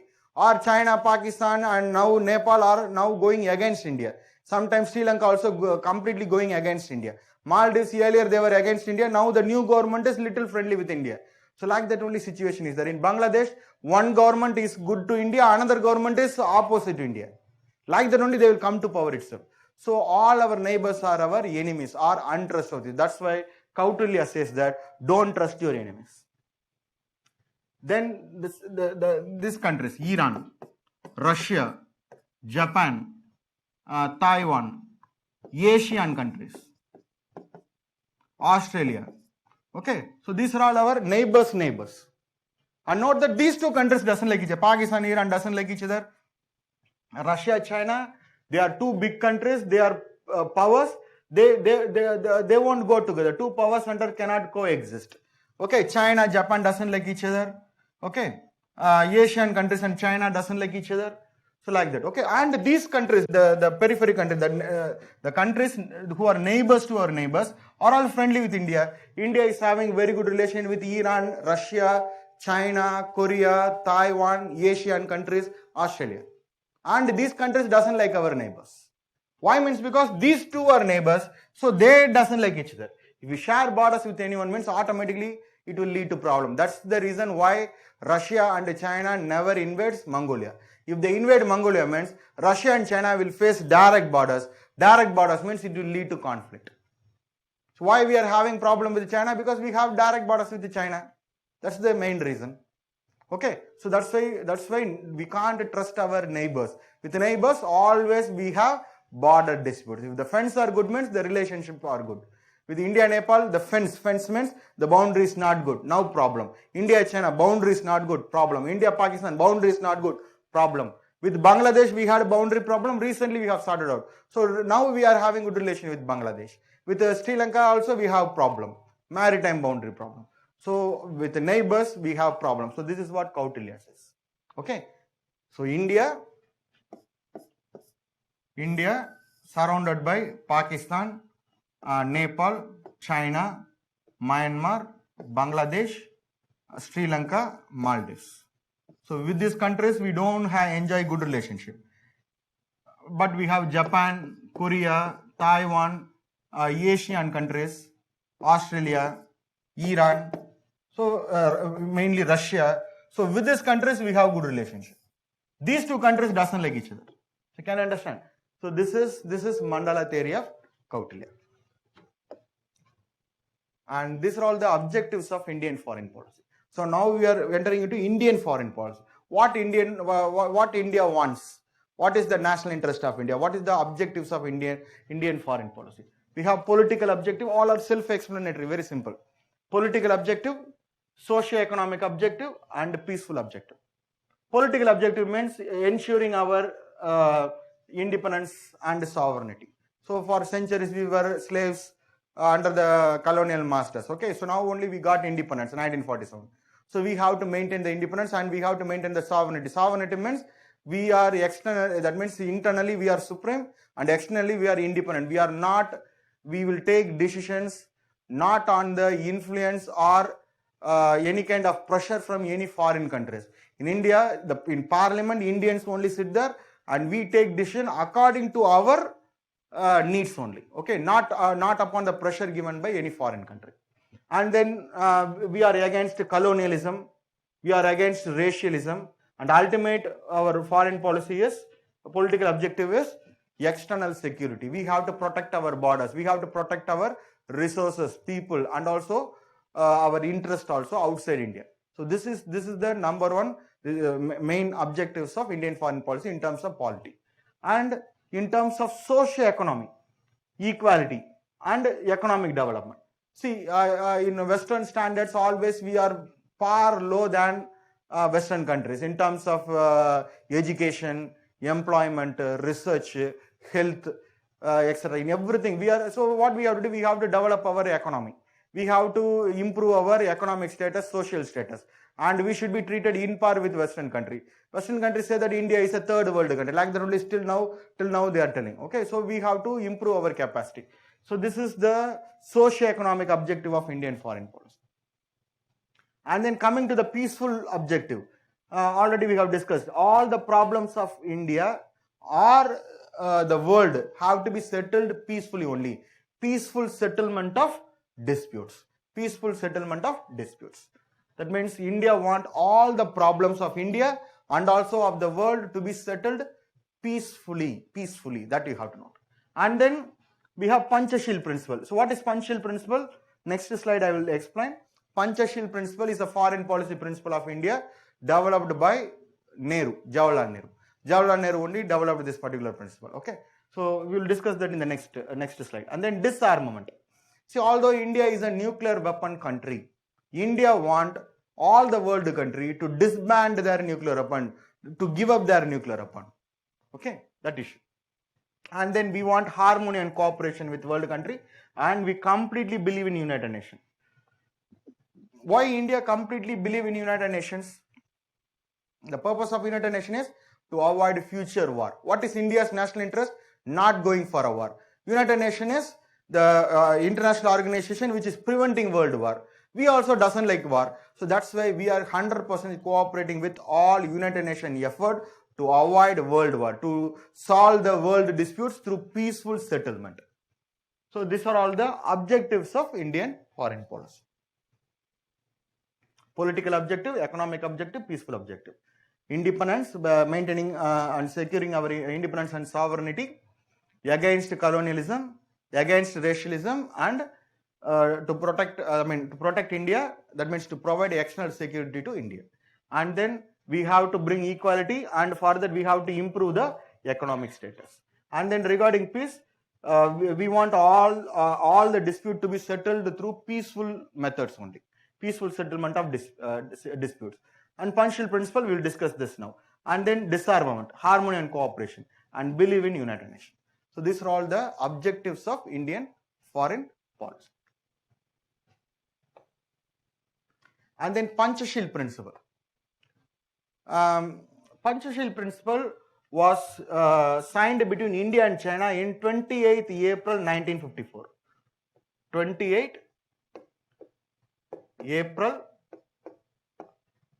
1954 between India and China. Okay. So these are all the 5 principles. Panchashil. This was coined by the Indian Prime Minister Nehru. Okay. Mutual respect for each other's territorial integrity. Non-aggression. Non-interference in each other's internal affairs. Equality and mutual benefits. And peaceful coexistence. So these are all the 5 principles in Panchashil. Okay. Coined by India and signed between India and China. But both the countries are not following this Panchashil principle. Mutual respect for territorial integrity. So this is see, now India and China soldiers are fighting in the borders. Both are not accepting the territorial integrity. Okay, so we are not having any agreement regarding the borders. Okay, and non-aggression. Chinese army is aggressive towards India. They are entering into Indian territory. That is aggression. Non-interference. We intervene in China's policy. China always intervenes in Indian domestic policy. For example, with respect to Maoists, Naxalbaris, the Chinese fund and arms are being supplied to them. So this is one example. With respect to terrorism issue, Pakistan is a problematic country. China is supporting Pakistan. So directly or indirectly, we also have given asylum to Dalai Lama. So for China, the Tibetan problem is the number 1 problem. The Tibetan leader, religious leader, and the political leaders are in exile in India. We have given asylum to them. So both intervene in each other's affairs. And equality and mutual benefits and peaceful coexisting. If these 3 things work, means these 3 we can work out these last 2 things. So anyway, although we have Panchashil principle, means it is a peaceful coexisting non-interference policy. That is called Panchashil policy. And note that this Panchashil policy is very, very relevant to India in 1954. In 2000, even after 1000 years, I am telling, this Panchashil principle will be very, very relevant to India. If we are not going and intervening in other countries' problem, most of the problems of India will be over. Why Nepal is now aggressive against India by redrawing its map? Because we went and intervened in Nepal's domestic issues. That's why they are going against us. Whenever, see, this applies to personal life also. The point is, if you are keeping your affairs with yourself, that means you are not going and intervening other person's problem, means most of the time we can live peacefully. If you are going and intervening in other countries' problem, other person's problem, then it will become a big issue. So this is the thing. Okay. So Panchashil principle is very, very important. Not only that, the same Panchashil principle is also became the principle of the non-alignment movement. So in 1955 and then 1961, non-alignment movement was formed. Non-alignment movements when world was divided into 2 camps, US camp and USSR, Soviet camp.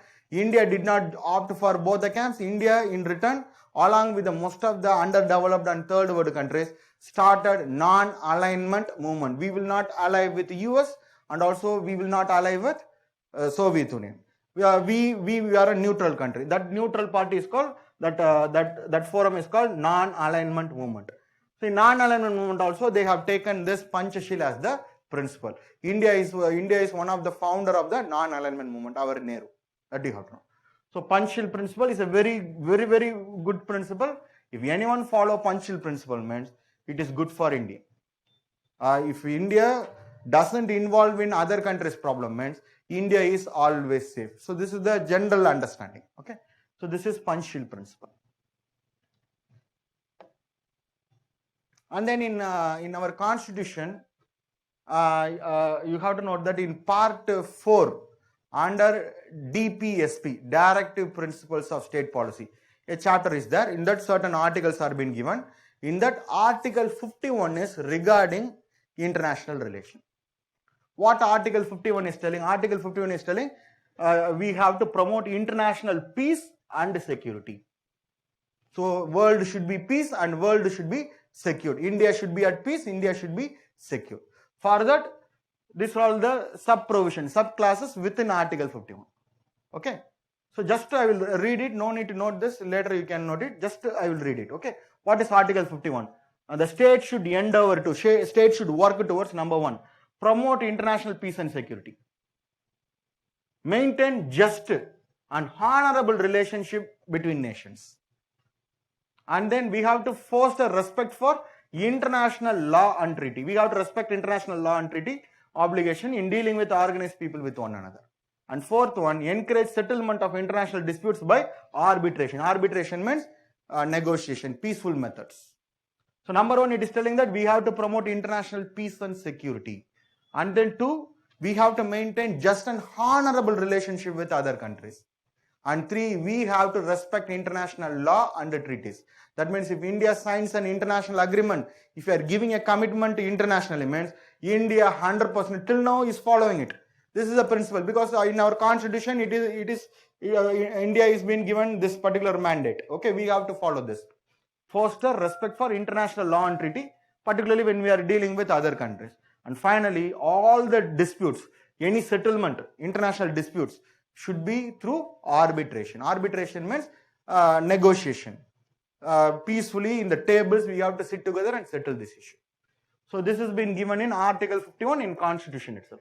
So whenever India is taking one particular stand, you can justify that particular stand in your answer paper that this is according to 51A, 51B, 51C, which is already given in our Constitution. Like that only India have taken this decision. Like that you have to justify your answer.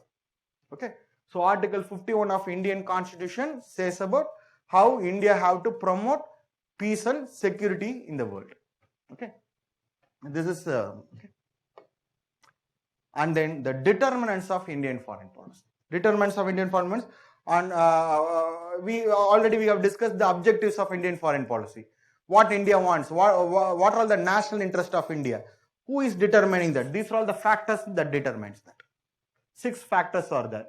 Geography, history, economic conditions, leadership, domestic trend, and international trend.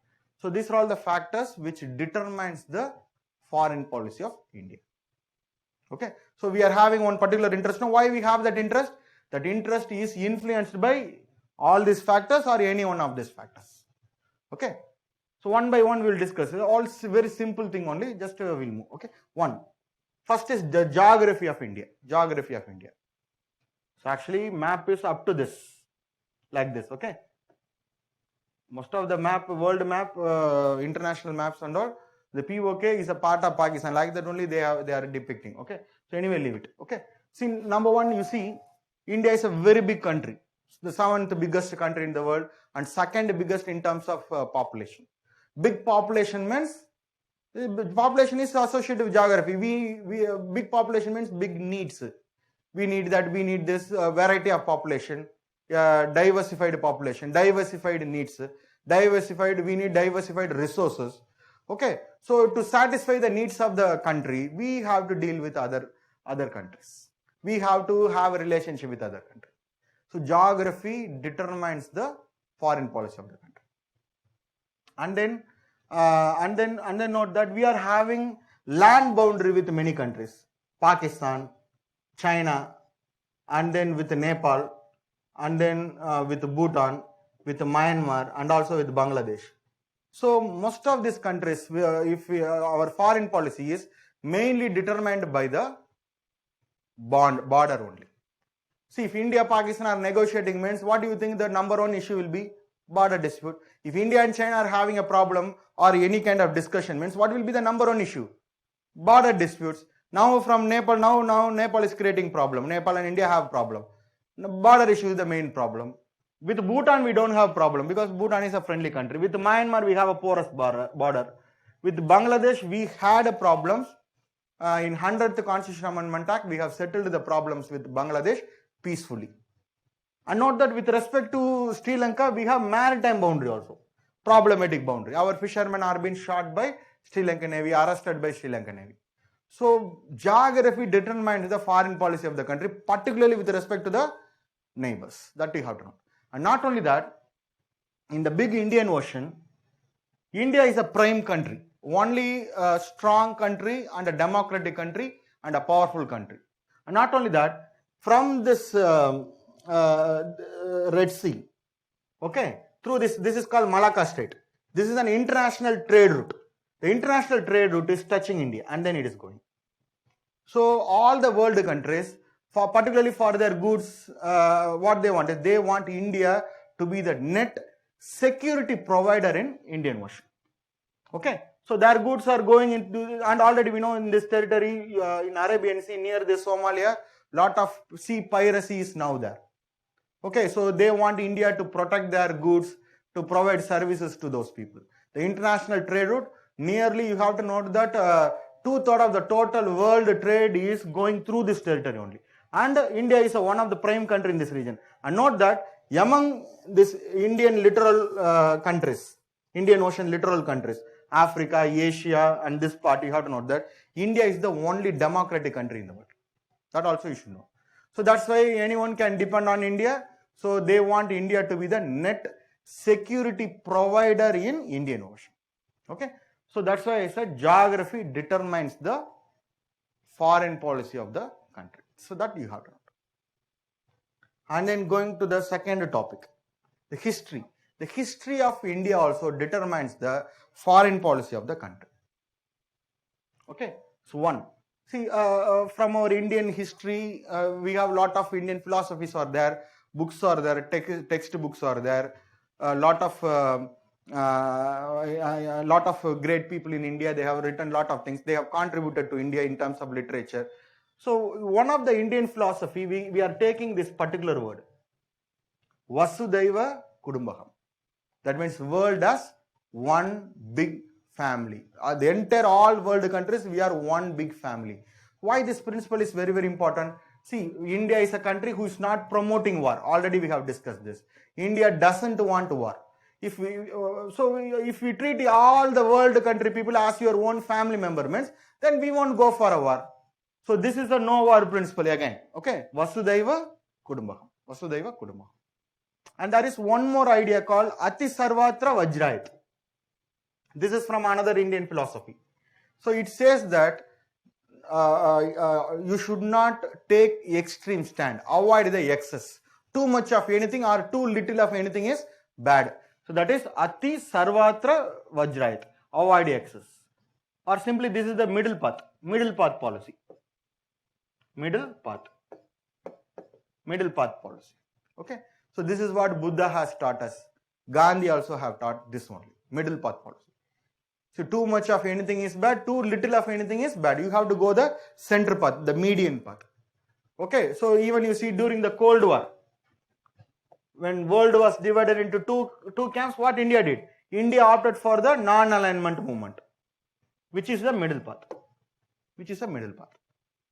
So by following non-alignment movement, what India did is, India did not join any particular group and escalate the problem between two groups, which may result in war. Why the two power centers, US and Russia, never went for a war? They did not fought the war directly. That is called Cold War. Why? Means because majority of the neutral countries followed India's initiatives of non-alignment movement. Majority of the countries are neutral countries only. So obviously what happened, the big centers, they did not make their problem a very big problem and extend into a full-scale war. That you have to know. So middle path is a very important one. Even in Aristotle, you have to note that he wrote a book called Nicomachean Ethics. In that book, you have to note that there is one principle called golden mean principle. So in that he is telling, he is listing lot of characters.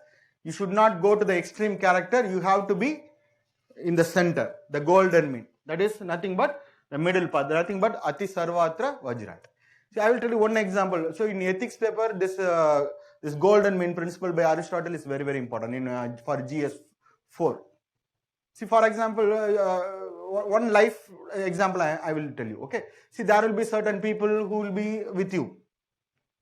They look like your friend. That means they will always be with you. But whatever you are doing, what they will do is, they will curse you. They will say that you are not doing well. They won't appreciate you. They will say, they will always find fault in you. So like that, certain people will be there around us. And there may be certain other people also will be there. Whatever you do, they will say that you are a great guy, you are doing it very well. Like that, always they will praise you. But don't think that that particular person is praising you. Actually, that particular person is digging a pit. Okay, he is pulling you down. So both the people are extreme people, excess people. You should not be with those people. You have to be with a friend. What a friend will do? A friend is a middle path. One side, the people who flatter everything. The other side, the people always complain about you.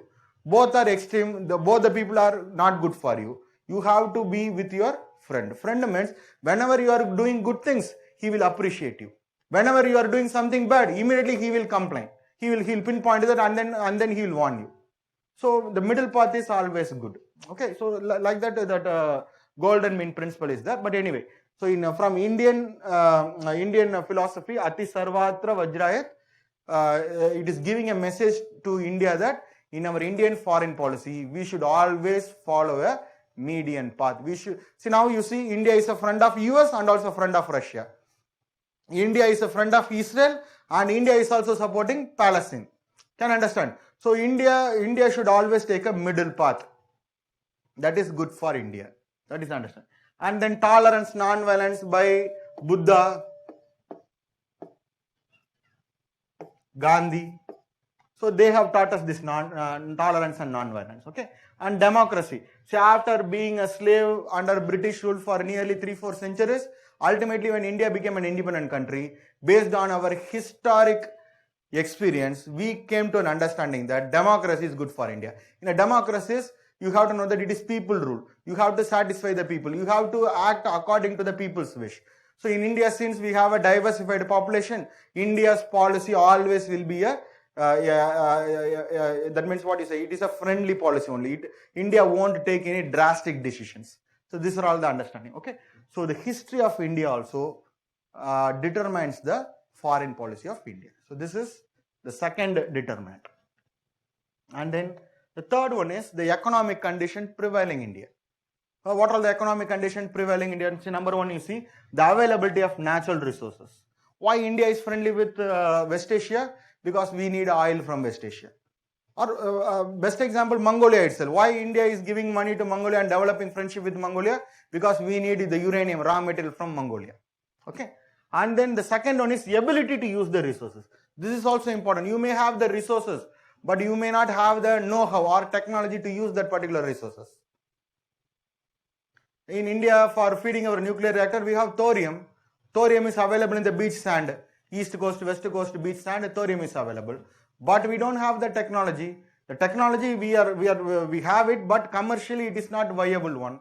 So until that we have to depend upon uranium. Uranium we don't have. Okay, if India have mastered the thorium-based nuclear technology, means after that India is not need of any other country. If energy is there, means development will automatically be there. So that's why the ability to use the resource is also you have to important.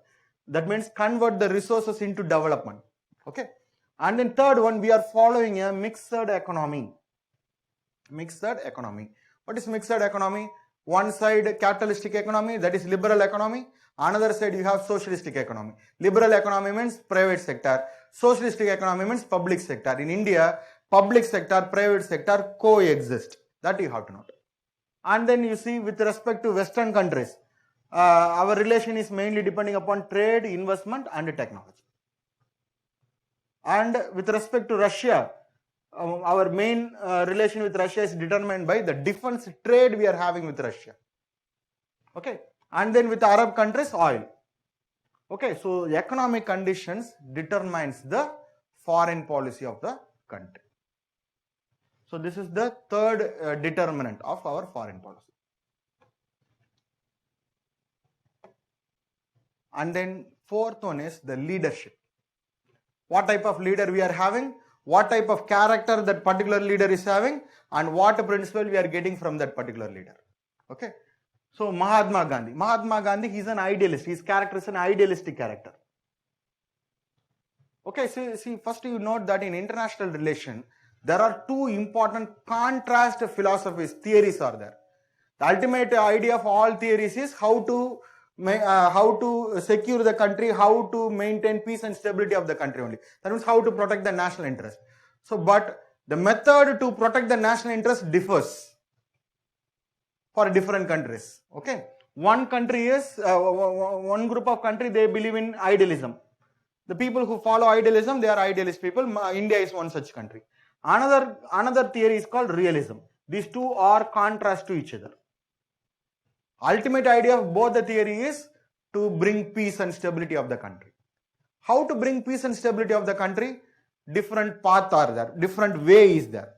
The people who believe in idealism, they believe that peace can be achieved through cooperation. If all, see, how can we avoid war? If you ask Gandhi, means Gandhi will say that let us all cooperate, come together, work together, and solve all the problems of the world, hunger, poverty, unemployment, diseases, etc. All people will cooperate with each other. Then there is no chance for war between the countries. So this is an idealistic idea. Through cooperation, peace will be achieved. India can be a peaceful country, stable country when India cooperates with world countries. All world countries are coming together to solve one particular problem, means then all countries will cooperate. So there is no chance for war.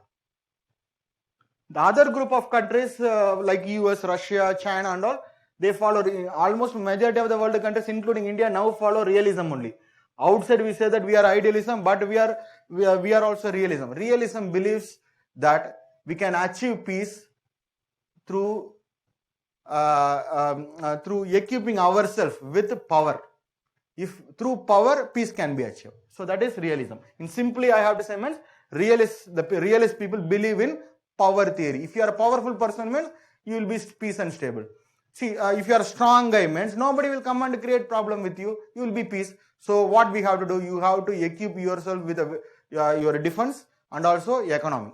Economy and defense are strong, means then you are a strong country. Every country will be afraid to come and create problem with you. So this is the understanding. So through power, peace can be achieved. That is realism. Through this idealism means through cooperation, peace can be achieved. Okay. Mahatma Gandhi, he is an idealist. So only for cooperation, we need non-violence. So non-violence is the principle. In our foreign policy, we are using non-violence as the principle. And then Jawaharlal Nehru. Jawaharlal Nehru is also an idealist only. And he is a disciple of Gandhi, the political successor of Gandhi. And he is a visionary, he is a learned person. So from Nehru, what we got? For our foreign policy, we got Panchashil principle. The 5-point principle we have discussed earlier. And then the next Lal Bahadur Shastri was for a very few period only. And Indira Gandhi was the Prime Minister of India. She is a realist. She is a realist. She believes in power. So by the time we had an assertive foreign policy. We had a strong foreign policy. So we will discuss that. Next topic we are going to discuss that. And then Vajpayee is a moderate. He believed in diplomacy. So during Vajpayee's period, Indian foreign policy depended on diplomacy. Why? Means because India became a friend of US. Even we opened relationship with China and also opened relation with new Russia. Earlier it was Soviet Union. After the disintegration of Soviet Union with newly born Russia, we opened relationship only during Vajpayee's period only. That you have to know. That's why I am telling we are using his contribution is diplomacy. How to handle the superpowers, US, Russia, China, Vajpayee's principle. And Manmohan Singh, he was the Prime Minister of India, he is an economist.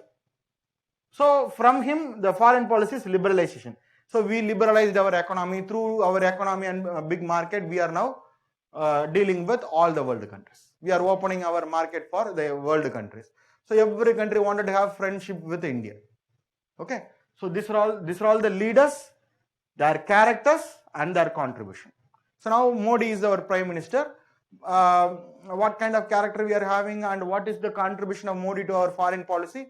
It will take time to identify. Okay. So it will take little time. Then only we can identify things. Okay. So it is too early to predict or give a report on Prime Minister Modi. Okay, because the regime is now going on.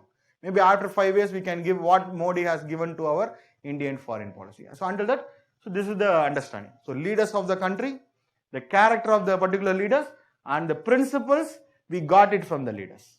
So these also influence the foreign policy. The foreign policy of the country mostly will be based upon the leadership.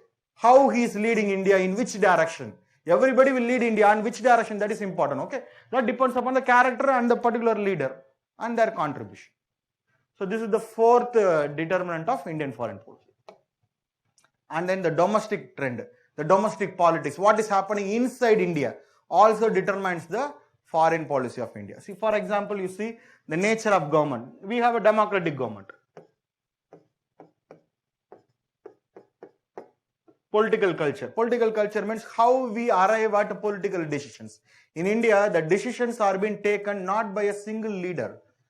In India, although the decisions are made by the cabinet headed by Prime Minister, it should be approved by the Indian Parliament. So in that circumstances, you see, we follow a democratic method. Democratic method means everything will be discussed, debated and put to vote in the Parliament. In Parliament, the representatives of the people are there. So obviously, that means all the decisions have to get the approval from the representative of the people. Then only decisions will be made. Because our people are a diversified population, so we have diversified interests. So India always never take a strong stand. Strong stand means extreme stand.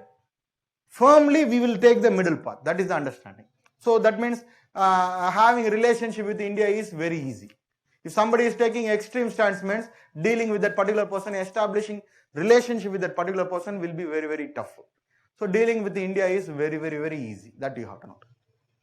And then the public opinion in India.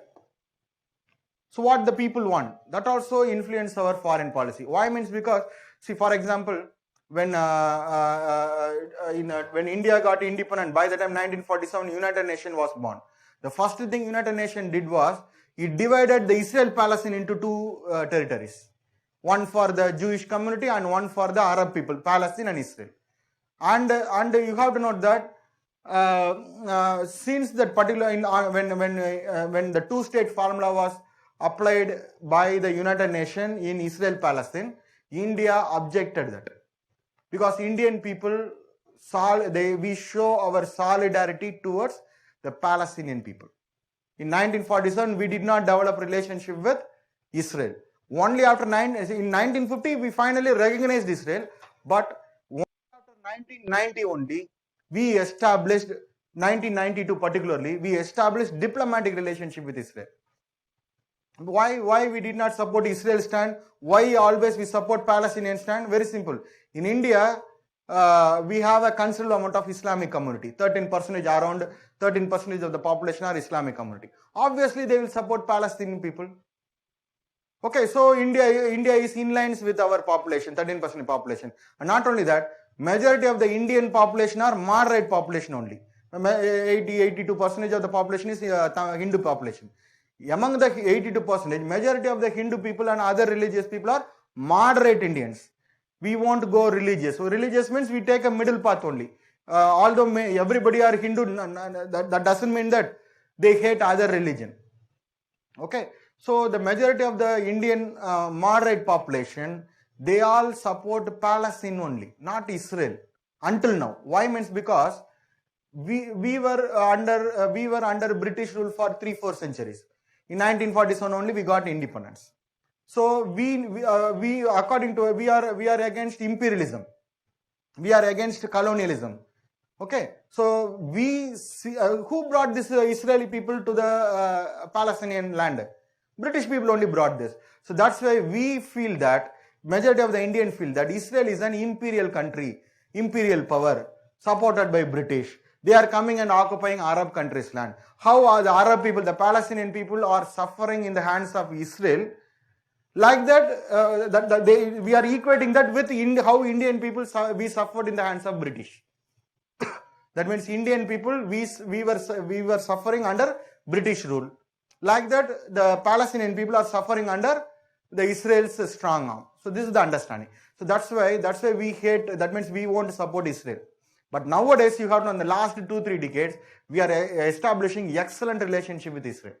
Why means because of other reasons, security reasons, etc. That we will discuss in a separate class. In Israel, Palestine issue, India's relation with those countries, that we will discuss. But anyway, the public opinion, the Muslim population and the majority of the moderate Indian population, normally they support Palestine only, not Israel. But now, for security concern, we are now opening relationship with both the parties. We are a supporter of Palestine on one side, other side we have strategic and defense partnership with Israel. That you have to note. Okay. And then the diversity and traditions. Okay. India is a diversified country. Different populations are there in India. Language, religion, caste, like that, race. Like that, everything in India is completely different. We have a rainbow culture. All types of colors are there. Colors means in the sense that different types are there in India. Okay. So normally if one decision is made means the decision have to satisfy all the population, all the different population. So we can't take any extreme stand here because the decision taken by India have to satisfy all the people. So that's why the diversity in India helps us in maintaining neutrality in India or by not allowing India to take any extreme stand with any country. Okay. So this is all the domestic, what is happening inside India also determines the foreign policy of India. And finally, the international trend, what is happening outside India, the international political climate also influence Indian foreign policy. For example, when India got independent, the 2 World War was over. So India came to an understanding that when 1947, when India became independent, India decided that war is not good for India. So there should not be any world war here afterwards. And the UN is an institution who is going against war. So India openly supports United Nations. Why India is completely believing and supporting and aiding United Nations? Because India's objective of no war policy is in line with the purpose of United Nations. That's why. Okay. And then during the Cold War period, India went for non-alignment. Because world was divided into 2 camps. World was going for a war-like situation. India doesn't want to escalate that particular problem. That's why India opted for the 3rd group. Why India support non-alignment? Because of the Cold War. Cold War is an international politics. To avoid those kind of politics, group politics only, India started the non-alignment movement. And in the post-Cold War means after Cold War, when Soviet Union disintegrated, India now going for multipolar world. See, during Cold War period, world was unipolar. World was bipolar. Bipolar means 2 power centers, 2 poles in the world. US, USSR during Cold War period. When Cold War was over, Soviet Union disintegrated, world became unipolar. Unipolar means only 1 power center. That is, US is the 1 power center and Russia and other countries are below US. Like that the situation was there. Now what happens is India is going for a multipolar world. Multipolar means, see, during Cold War, 2 poles. After the Cold War, 1 pole, only 1 power center. Now multipolar means multiple power centers will be there in the world. Say in a unipolar world and bipolar world, India doesn't have any stake there in international affairs. They want to consult with India. But when in a multipolar world, India is also an important prime country. That you have to know. In all international affairs issues, India also will be consulted. That you have to know. Okay. And our policy is having an anti-terrorism policy because world is now affected by terrorism. So Indian foreign policy supports anti-terrorist principle. India cooperates with all the world countries in curbing terrorism because India is affected by terrorism. World is affected by terrorism. Okay. And finally, multilateral relation. Earlier and all, we for one particular thing we will be depending upon only one country. For example, take Russia. With respect to Russia, for all our defense equipments, we were depending upon Russia only. But when Russia, Soviet Union collapsed, India got into trouble. After that only India diversified our relationship. Bilateral relation, defense relation, strategic relation and economic relation. If one side is getting, the door is closed means we can use the other door. That's the understanding. Multilateral means we now cooperate with all the parties. Best example is India is a friend of US, friend of Russia, friend of China also in terms of trade. So with respect to all the India is also a friend of Japan, India is a friend of African countries also. So the point is India is now diversifying our relationship.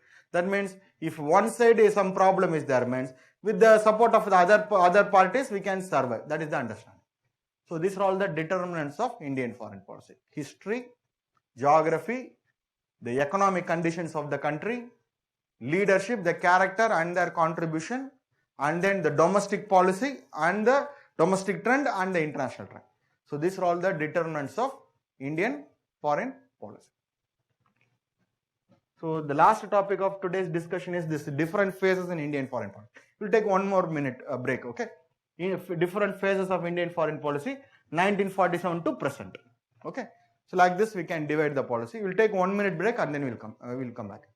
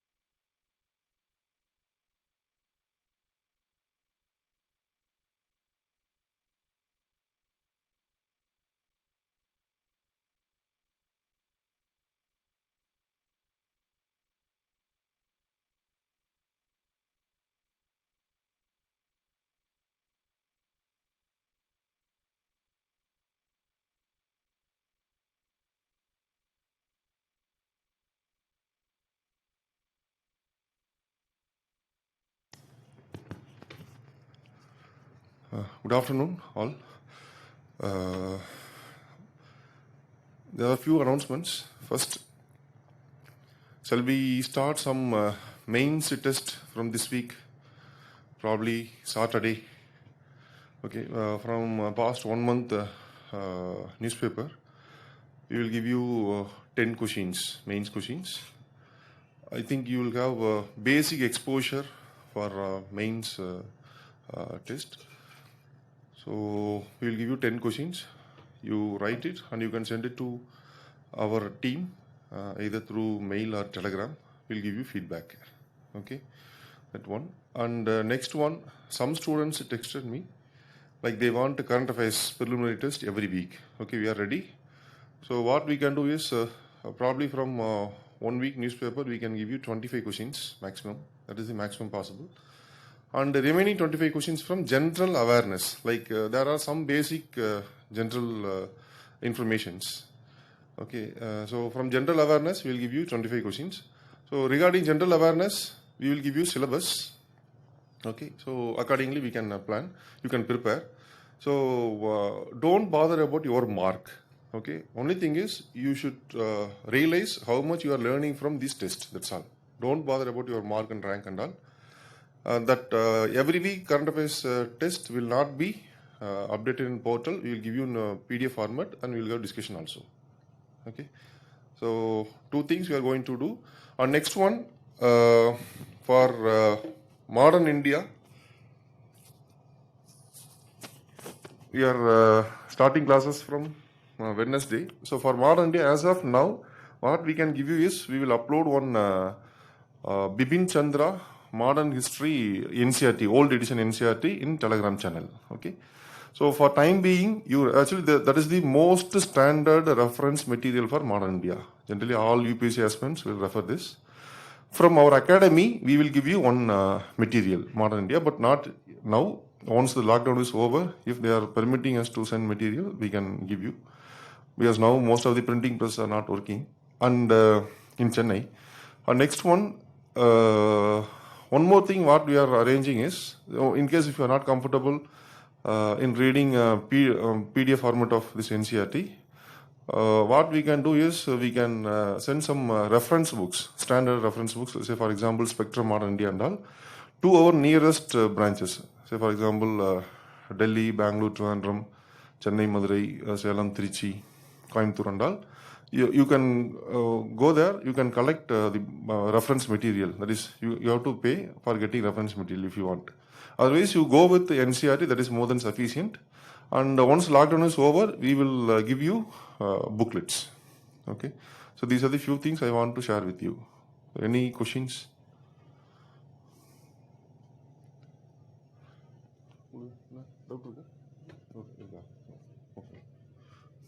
Any questions? Shall we continue class? Doubt? Okay. Yes. Akash? Sir, good afternoon, sir. Good afternoon. Yes, Akash. Sir, you said that the weekly test will be conducted from. Ah.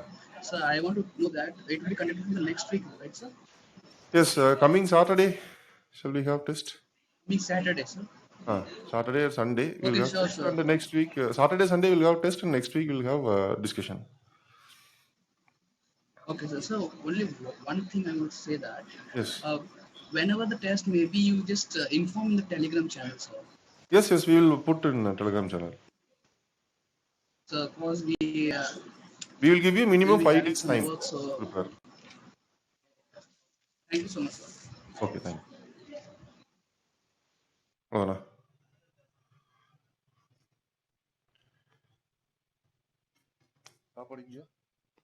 Manju? Okay. Wait. Yes, Manju.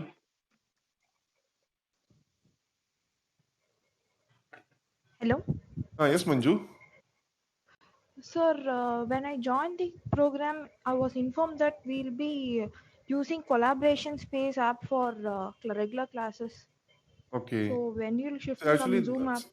you see, there are some server issues in Collaborate Space, not yet settled. So that's the reason we are waiting. Once the issue is solved, definitely we can shift to that platform. We are exploring some other platform also as a permanent platform. Just to give us some time, we will settle. And one more doubt, sir. Yes. Like in Telegram, you uploaded answer key for Andhra Pradesh state questions. Okay. We have few doubts regarding it. So Okay. I think you have my number now. You text me. okay, sir. Okay. Thank you. Thank you. Hold on. Yes.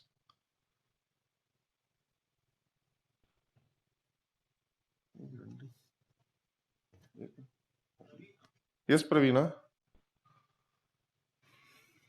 Sir, I want to ask, sir, is there any update regarding the opening of this offline classes? Offline. See, that we cannot decide. Sir, Only is there government any should decide. update? See, now, as you know, the number of cases are increasing rapidly in Chennai. So I don't know now for another 1 month.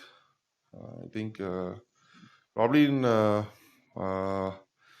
August we can expect for offline classes.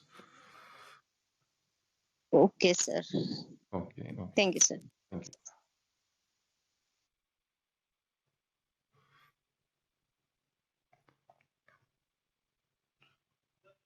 Yes, Sivapriya. Sir, I have a doubt regarding the tests on this week, sir. So we have NCRT test, mains answer NCRT writing on test, Wednesday and mains on Saturday. mains test on Saturday or Sunday. Both days you can take, and you send it on either Sunday or Monday. In another 1 week, we'll give you And feedback. apart from that, we have India yearbook test Yes. for See, Arunachal Pradesh.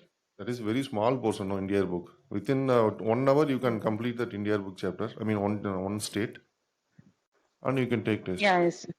Okay, 1 or 2 hours. Just to confirm, I asked. Yes. Okay. Yes. Okay. Thank you, sir. Thank you.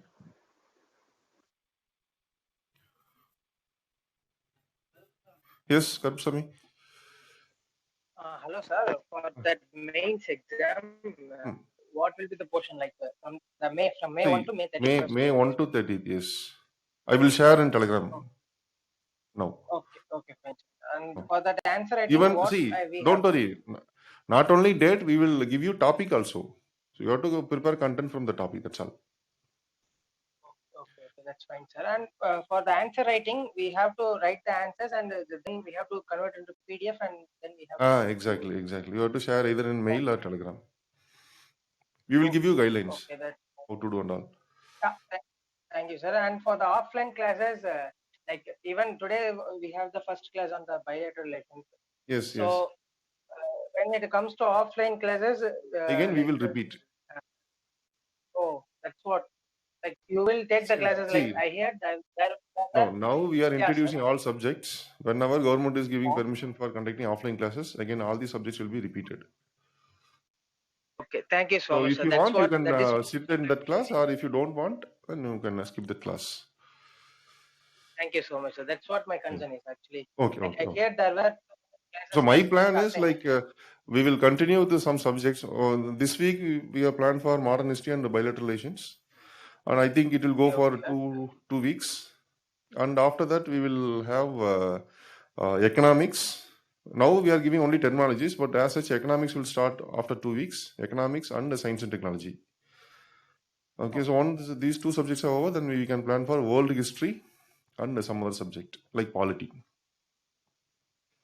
Okay, sir. After all this, when the assigned classes started, you will start from the day one, right? Again from day one we will start. Except newspaper reading, directly once the offline classes started, directly we will start all subjects.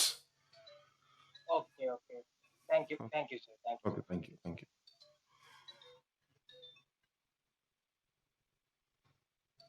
Yes. Rupesh? Hello, Yes, Rupesh. am I audible, sir? Yes, audible. Sir, I have one small request, sir. Can you please keep all the tests in the portal itself, sir, not in a PDF format, because.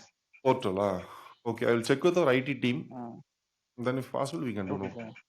Yes, It will be already better for simultaneously us. one all India mock test is going in the same portal. So I have to check with them. If they are ready, we can upload in portal, no problem. Because it will be very useful for us. No, we will have the timeline and all those things. That's what. Yes. Okay. See that one, the weekly test we can conduct in portal, but yearbook only 10 or 15 questions. No. Even for that, if can, we can do that. Okay, no problem. Okay. அவ்வளோண்ணா Aravind எவ்வளோ பேர் இருக்காங்க okay Arvind Good afternoon, sir. Good afternoon, Arvind. Sir, can you please give me the mail ID to send the main answers? Yes. See, we will give you guidelines. So, Okay, sir. how to upload answers and all, we will give you in Telegram channel. Okay, sir. Thank you, sir. Thank you.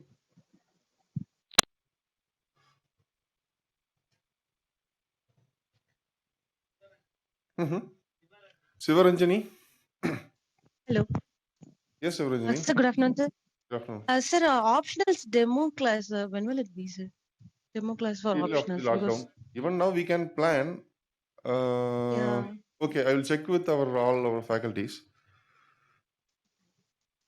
Okay. We can at least prepare a basics because optional we are Yes. really new to Okay, it. no problem. So if we I can am schedule clear for about next week. So evening time, thank you, sir. every day we will have one optional. Yeah. Yes, sir. Okay. Thank you, sir. Thank you, sir. Sneha? Sir, good afternoon, sir. Good afternoon, Sneha. Sir, you said that at this weekend you're going to start off main test series, right, sir? Yes. Sir, Wednesday is the day we are going to first write the test in NCRT. So how could we cope up for mains, sir, suddenly? We'll give you topic. You don't need to browse from open source. So we will give you topic. Or if you want more time, no problem. We can give you another 1 week. Okay, sir. Thank you, sir. Okay. அவ்வளோதான்ப்பா okay முடிச்சது இன்னும் உங்களுக்கு எவ்வளோ நேரம் ஆகும் கிளாஸ்க்கு 40 minutes. Hello? Pranav, yes, Pranav. Hello, sir. You said some of the reference books will be sent to the nearby our academy. Nearby academy, yes. If you want, you can purchase. Otherwise, if you are able to follow with NCRT, that is sufficient. NCRT and class notes. Yes. Yes, sir. And also we have paid a fees to our Shankar Academy materials also, sir. Yes, we will give you. If you can give away those materials to nearby centers because it's somewhat difficult for us to study all Actually, the time with the problem is due to this lockdown. Actually, we planned for printing in the month of March, but due to this lockdown, books were not at all printed. That's the only reason. Otherwise, you would have sent our textbook itself. So we are requesting printers from outside. So if possible, we will give you as soon as possible, like probably next month, all books. Okay, sir. And also, please arrange demo classes for the apps. Your voice is not audible. Hello? Hello? Pranav? Sir, I'm adding. Hello? Ah, Hello? hello?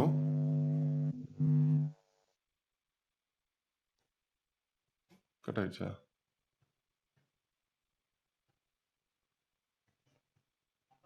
Aparna? Hello, sir. Good afternoon. Good afternoon, Aparna. Sir, my question is regarding the CSAT classes, sir. When will the CSAT classes begin, sir? Shall I update later? Okay, sir. Okay, I will discuss with our Thank you. team. So Yes, sir. definitely I Thank will you. update. Okay, okay. Okay, sir. Thank you. Thank you. Uh-huh. Niveen? Vivin. Okay. Yes, Niveen?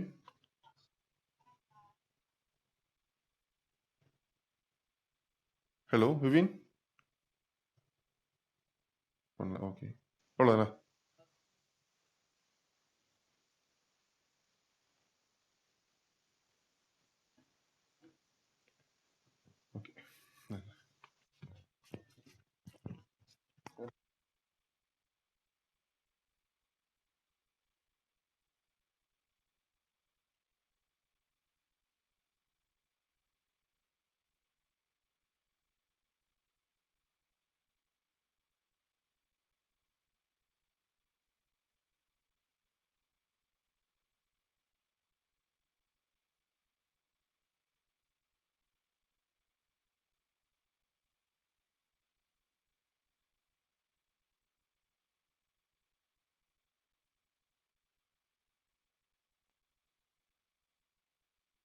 Okay, so we'll continue the class. The last topic of today's introduction session. The different phases of Indian foreign policy from 1947 to present. So we can divide like this. Okay, the first phase, 1947 to 62, we can call it as the phase of idealism, when Indian foreign policy was completely idealistic in nature. Okay, and then the second phase is realistic phase, 1962 to 1990. And the third phase, 1990 to 2000, we call that as pragmatic phase.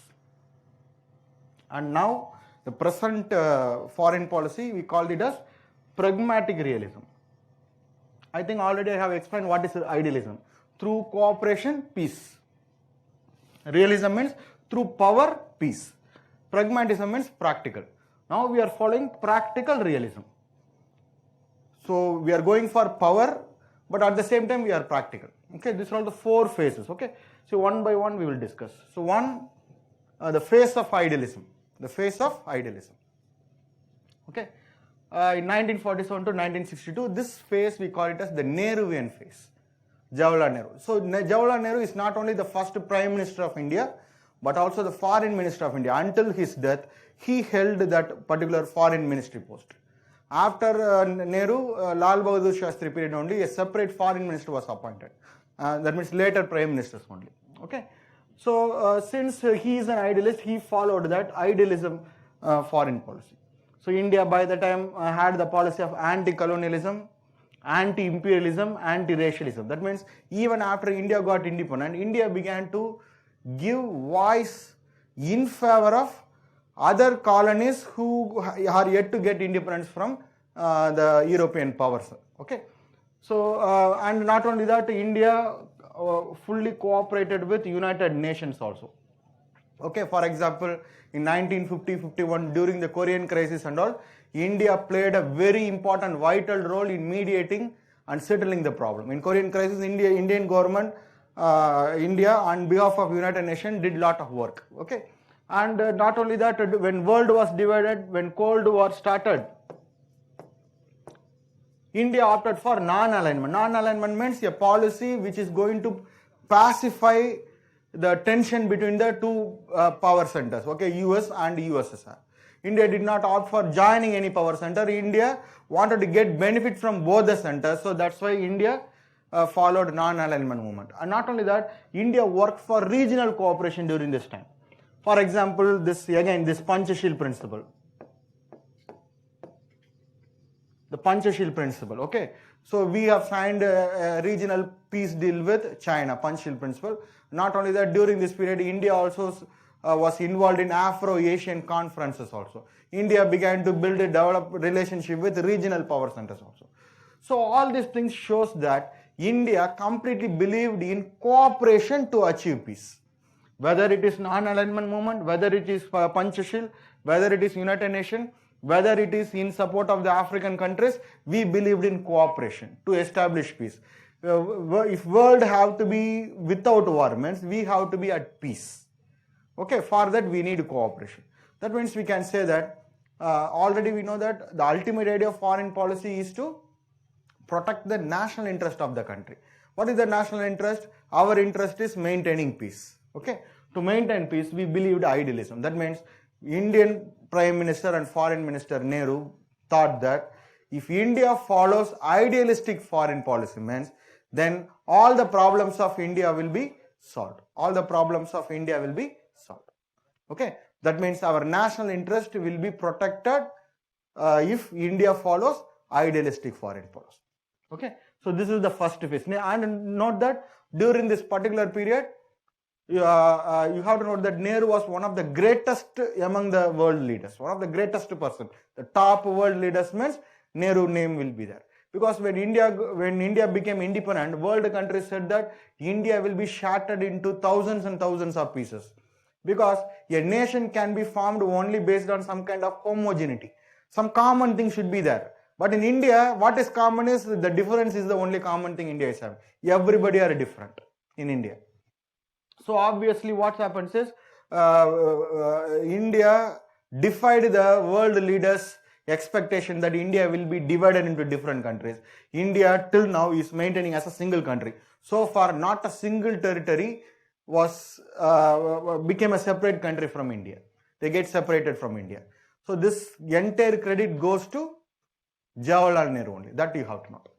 So definitely this first phase we call it as idealistic phase. And then coming to the second phase. So the point is idealism is safe for India. Idealism is enough for protecting our sovereignty of India, protecting our national interest of India. This was the thought of Nehru. If you are a good person means other people also will be good person. Like that our Prime Minister thought. But in 1962 during Chinese aggression, you have to note that it was a very big shock to our Prime Minister. Defying the Panchashil principle, we have signed with China only. Defying that particular principle, China occupied India. China occupied the entire Arunachal Pradesh region. And China also occupied the Aksai Chin region of the northeastern part of Kashmir. So now also they are occupying. Now near the line of actual control, now they are creating more problem. That you have to note. So that means one thing is now very clear. That means the idealism principle, I am not telling it is not good, but it is not enough to protect our national interest. Okay, so that means we got defeated in terms of military and also in terms of moral. That means our mind strength. You have to know that India completely lost it to China. China won that. But during the 1962 war, what happened is US came to our rescue. Although we don't have good relation with US in 1960s, US came to our rescue. Why US came to our rescue means because US is having an official policy that it will promote democracy all over the world and it will check the expansion of communism. So the US did not see this as India-China war. It saw a war between a communist force and a democracy. Because India is the world's largest democracy, China is a communist country. So in order to check the expansion of communist people, communist China, US came to our rescue. Because US came to our rescue, China withdrew from Arunachal Pradesh. We regained our Arunachal Pradesh. But still, Aksai Chin is still under the control of China only. That you have to note.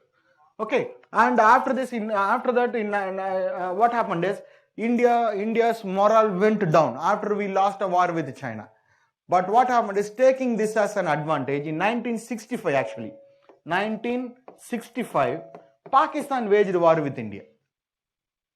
But you have to note that the war with Pakistan was a stalemate.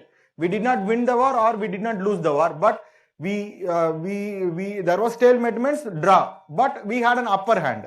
That means Pakistan did not have a capacity to continue the war. India was also more or less, but we gained a lot of advantage, but we also doesn't wanted to continue the war. So the 1965 war with Pakistan ended with the Tashkent Agreement in Tashkent. Kosygin was the president of US and Ayub Khan was the leader of Pakistan.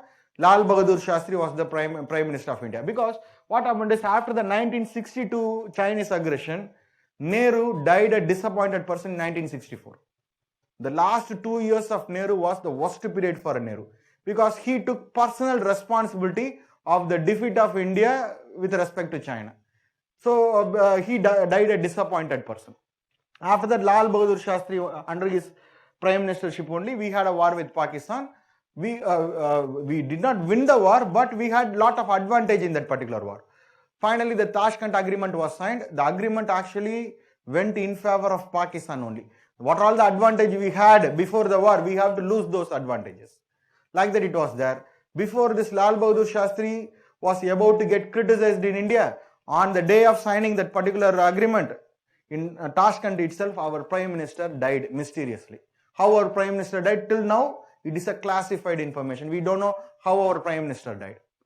Okay, but anyway, in 1965, we regained our morale. Okay, but again, and after that, what happened is Indira became the leader of India. Indira became the Prime Minister. And note that Indira Gandhi is a very assertive lady, very bold lady. And she is a statesman. She learnt everything from her father directly. Even during the independence time when Nehru was the Prime Minister of India, you have to note that he was, before he was the Prime Minister of India, he was a national movement, freedom movement leader. He was jailed many times. In the jail also, he will write letters to his daughter, teaching world history about India, etc. The Discovery of India, all this book, it is a compilation of Nehru's letter to Indira Gandhi only. So she learnt everything from her father. She know how great her father is and how bad her father died, because after losing a war with China, Nehru was a disappointed person. So, and not only that, taking advantage of this, China and Pakistan became close allies. So what Nehru, finally Indira Gandhi decided is, she was looking for an opportunity to strike particularly Pakistan. Pakistan is taking advantage of India because we have lost that particular morale. The opportunity came in the form of Bangladesh Liberation War in 1971. So actually, when India was divided into India and Pakistan, there were two Pakistan on either side of India. All the majority Muslim dominated populated area among the British provinces will become Pakistan. The princely states, either they can be with India or with Pakistan depending upon their convenience. So there were two Pakistan on either side of India. One is the West Pakistan, the present day Pakistan, and the other one is East Pakistan, the present day Bangladesh. Okay, that means two Pakistan on either side of India. Like that, the situation was there. But the issue is,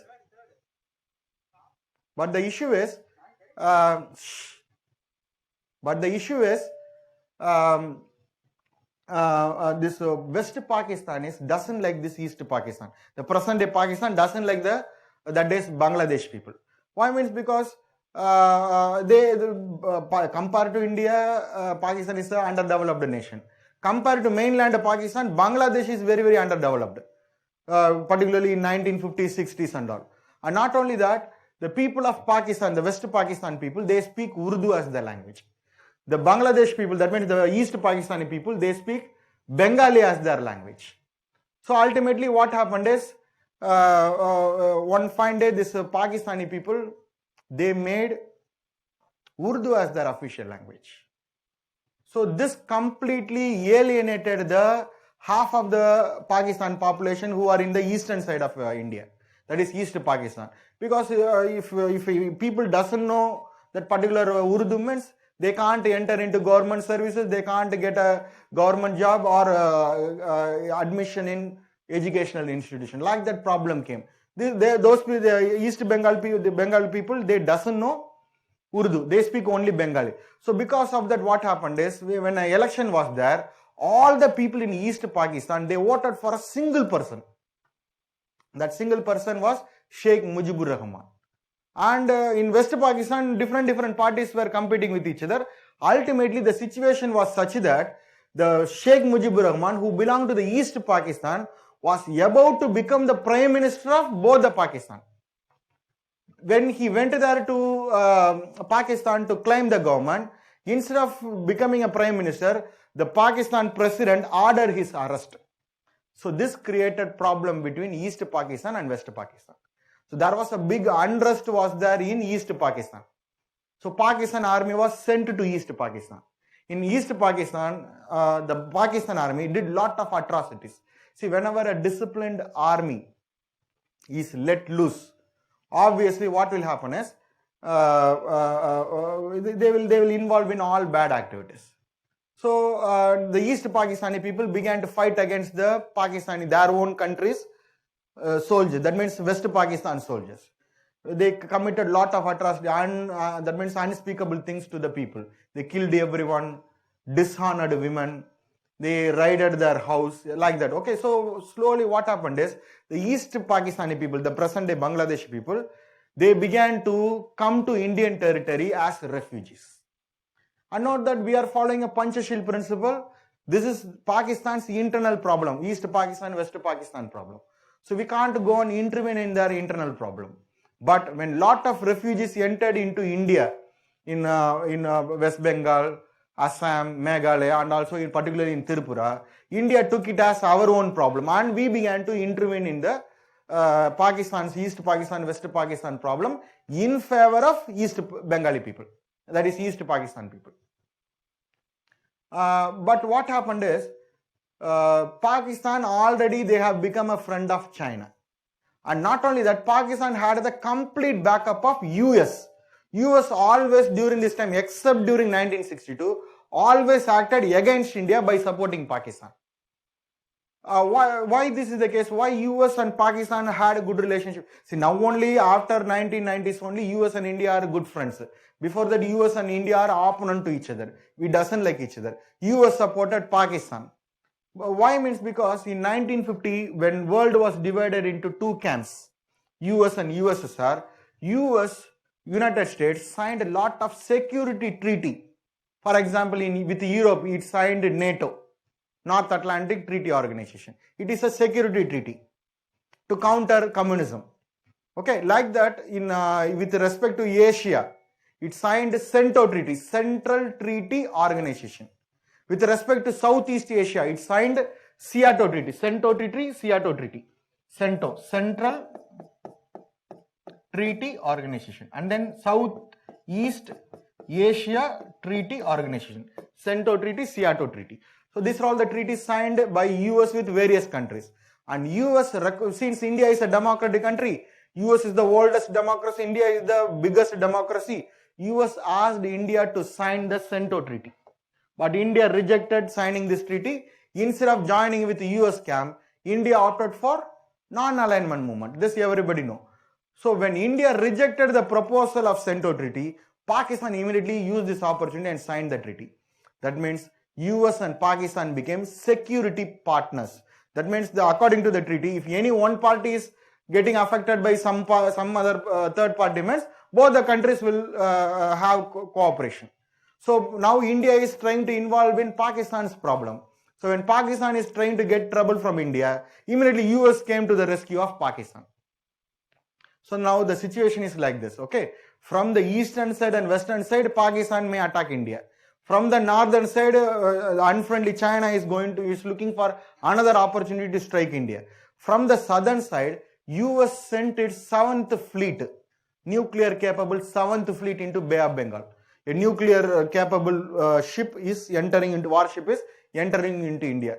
So US gave a direct ultimatum to India that if India involves in Pakistan's problem means, then US will put atomic bombs on India. Like that the situation was going. So that means from all the four sides, India was about to get into trouble. But what happened is, Indira Nehru, that means Indira Gandhi was the Prime Minister of India. She's a bold lady. She did not cow down. Cow down means she did not bend down. So she waited till December such that the entire Himalayan mountains will be completely covered by snow, so that the Chinese forces cannot easily enter into India and attack India from our northern side. She went to Soviet Union and signed the 1971 friendship treaty with Soviet Union. So Soviet Union immediately came to our rescue. See, what is this treaty? If India or Soviet Union are attacked by any third party, means both the countries will have military consultation. This is the understanding. Both the countries will have military consultation. That means if US enters war with India, means who is going to fight our war? Soviet Union is going to fight the war. When US heard the word Soviet Union, US immediately withdrew and it did not involve in that particular war. And by the time China and USSR also doesn't like each other because they had some internal problems. So because of that, China also did not attack India. So it was a free game between India and Pakistan. India waged war against Pakistan and liberated Bangladesh. Okay, so this is a decisive victory for India. 1971 Bangladesh Liberation War was a decisive victory for India. India liberated East Pakistan, now became Bangladesh. The war ended with Shimla Agreement. In Shimla Agreement, and by the time you have to note that India had more than 1 lakh prisoners of war, Pakistani soldiers. In return for the 1 lakh prisoners of war, we made Pakistan to accept that Bangladesh will be a sovereign independent country. So that means Bangladesh became an independent country because of India. 1971 war is a victory for India, that you have to know. So we regained our prestige. And that means now you have to know that why I said it is a realist phase means. Why means because one, we are going for war. That means we are, and not only that, we have signed a treaty with Soviet Union, but yet maintained that we are a non-alignment country. Okay, so the point is we are equipping our power. And not only that, in 1974 we went for a nuclear test. First time India tested nuclear weapon in 1971. This is a peak of India's realist foreign policy. To protect ourselves, we are equipping our military. We are getting more power, more strength. Okay. So the realist foreign policy of India continued from 1960s to 1990s. Nearly for 3 decades, India was able to follow realist foreign policy, aggressive foreign policy, strong foreign policy by increasing our power, military power. But note that if anybody wanted to, any country wanted to follow realist foreign policy, meant that particular country have to be powerful in terms of military and also powerful in terms of economy. But in both the terms, India was not that much powerful. But we had a mighty friend, Soviet Union. Soviet Union completely backed India. That's why we were able to follow the power theory. Okay, so this is the transition. So until 1990, India followed realist foreign policy. And in 1990, the situation again changed. Soviet Union collapsed. Our mighty friend collapsed. Now India was let alone. And Russia succeeded Soviet Union. But Russia was in lot of problem. Okay, because of the political transition and economic transition in Russia. The communism failed the Soviet Union and also the entire world. Now Russia became a new country. And Russia is now only coming, already Russia is in that trouble. So India got lot of problem. Our net security provider is no more. And not only that, our economy also completely collapsed during this period, 1990s. India did not have a stable government, VP Singh government, Chandrasekhar government. Like that, for 1 year, 1.5 years only, the government was able to survive. Like that, the situation was there. But what happened is, after the death of assassination of Rajiv Gandhi, Congress regained majority in Lok Sabha in 1991. And Narasimha Rao was able to become the Prime Minister of India and established a full 5-year government, a stable government. By the time only, the government came to know that the previous government did not maintain a good financial status of India. That means the granite, that means the treasury of India. That means India did not have a forex reserves. We don't have money to buy anything from foreign country. Because if you wanted to buy anything from foreign country, means we have to pay them in dollars. We had only $1 billion. So with $1 billion, what India will buy it from other countries? So India had a lot of problems. So during this period only, Manmohan Singh was made the finance minister of India by Narasimha Rao. And under Narasimha Rao's leadership, both the leaders, they started this LPG program. Liberalization, privatization, globalization. Earlier and all, you have to note that the entire India had a closed economy. We will not allow the foreign players to enter into India. Now only we began to liberate our economy, and slowly Indian economy now recovered. Now India today is having $400 billion as our currency reserves. When the problem was there, we had only $1 billion. That you have to note. And during this period also, Narasimha period, mid 1990s, we also unveiled our Look East policy, because Look East means our eastern neighbors. We had a close cultural relationship, all type of relationship with Japan, Korea, Taiwan, Malaysia, Singapore, Indonesia. We had cultural relationship, but we did not establish any kind of relationship with these countries politically and economically after 1947. The first 4 or 5 decades, you have to note that we did not establish any good relationship. So ultimately what happened is, during this period, we began to open relationship with our eastern neighbors, with Japan, particularly Asian countries. Okay, and this Look East policy became one of the top policy.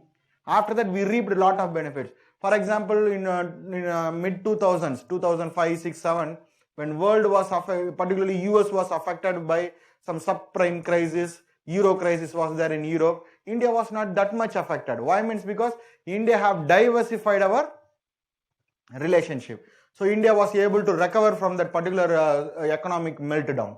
So this is a clear example of how India have diversified our bilateral relationship and economic relationship.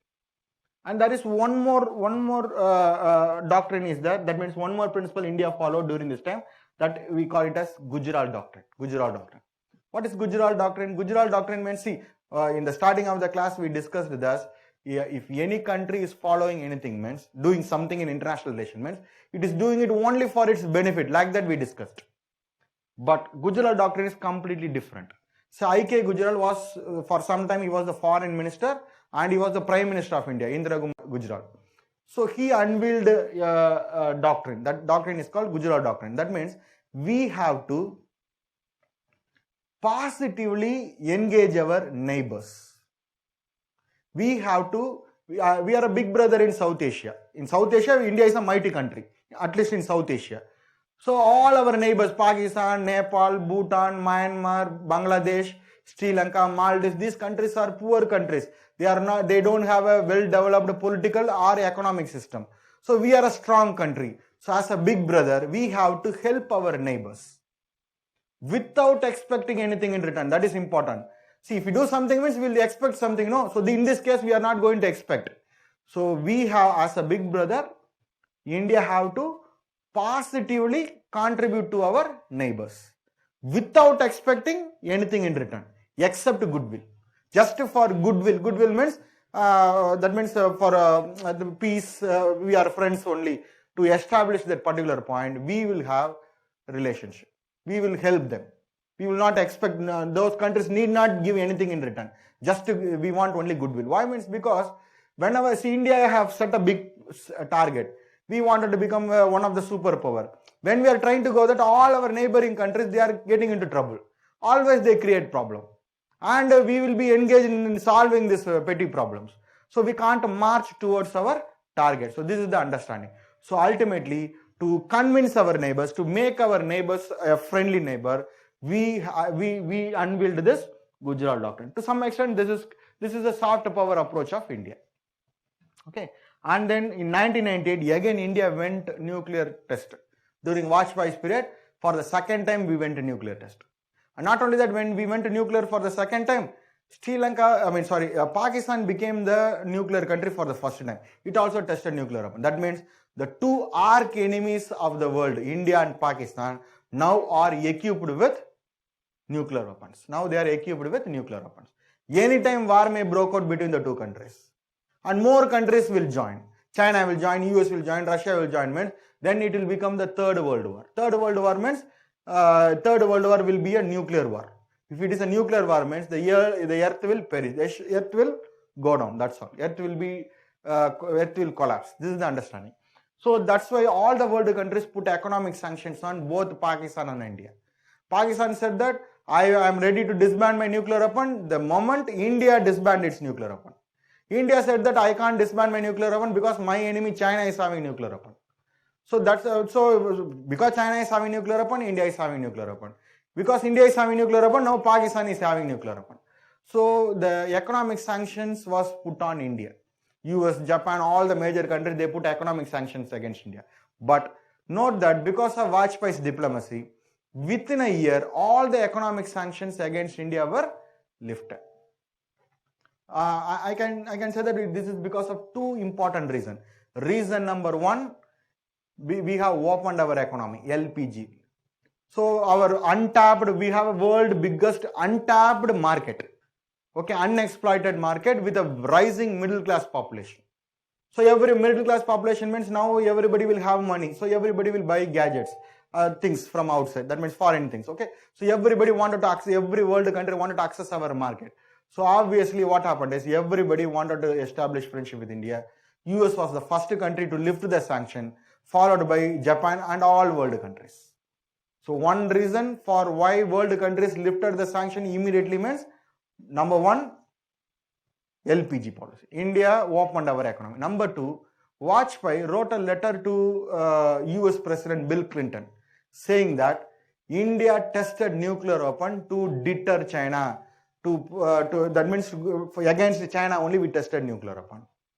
And US was very happy with this policy. Why? Means because US number one opponent, Soviet Union, collapsed in 1990. After Soviet Union collapsed, Russia is now only recovering. So the other country who is potential to compete with the US is China.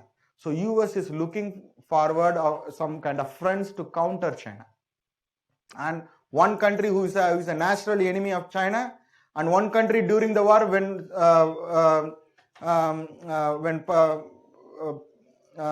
during the India-China war, who supported India? US only supported India. Okay, so obviously India and US became partners against China. They became partners against China. Okay, so these are all the two things which made India and US to come together. And after this, India and US became partners. Okay, so this is the third phase. And finally, the last phase, the present way, the phase of pragmatic realism, 2000 to present.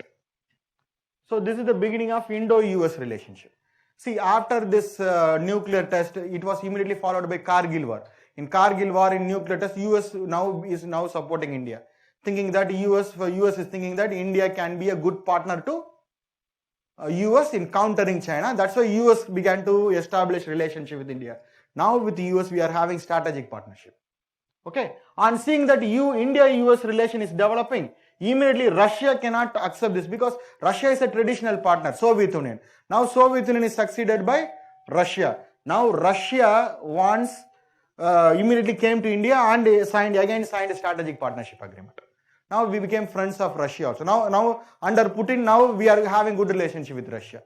And during Vajpayee's period, again, we started relationship with China. Now China, with respect to China, China is the largest trade partner of India. So these are all the three power centers of the world, US, Russia and China. With all the three people, we are having engagement. That you have to know. And after 2000, we are facing two problems, the twin problems, climate change and WTO. In climate change, you have to note that India is a country who is depending upon agriculture. Agriculture is getting affected because of climate change. We wanted the climate change problem to be solved. On the other side, India is one of the top emitter of the world, CO2 emitter.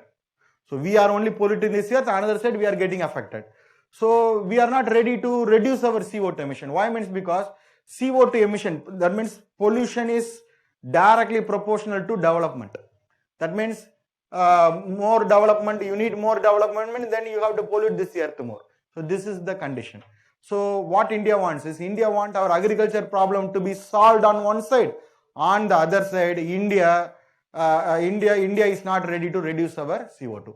So India wants Western country to reduce their CO2 and India will emit more CO2. So this is India's stand. So we are having a dual stand here. We will not reduce the pollution, but we want our agriculture to be safeguarded from climate change. So without taking action against this against this pollution, India have to develop also. So this is a big challenge for India. And the other problem in WTO is similar. Indian products should not be taxed by Western country. Indian products should not be discriminated by Western countries. But on the other side, we will discriminate Western countries' products by putting too much taxes on those countries. That means India is telling, I will put too much tax on Western countries' products. But our products should not be discriminated in the Western country. Okay. So in both the things we are having a dual stand. So without sacrificing our interest, we have to take the benefit. So this is the problem. Okay. So we will discuss these issues in a separate class. And finally, from non-alignment movement, we are now moving towards multi-alignment. See, non-alignment means when during the Cold War period, we kept all the power centers at a distance. We did not engage with the US or with the USSR initially. Till after 1971, we developed a slightly relationship with Soviet Union. But in the first 2 decades, we maintained distant relationship with the power centers.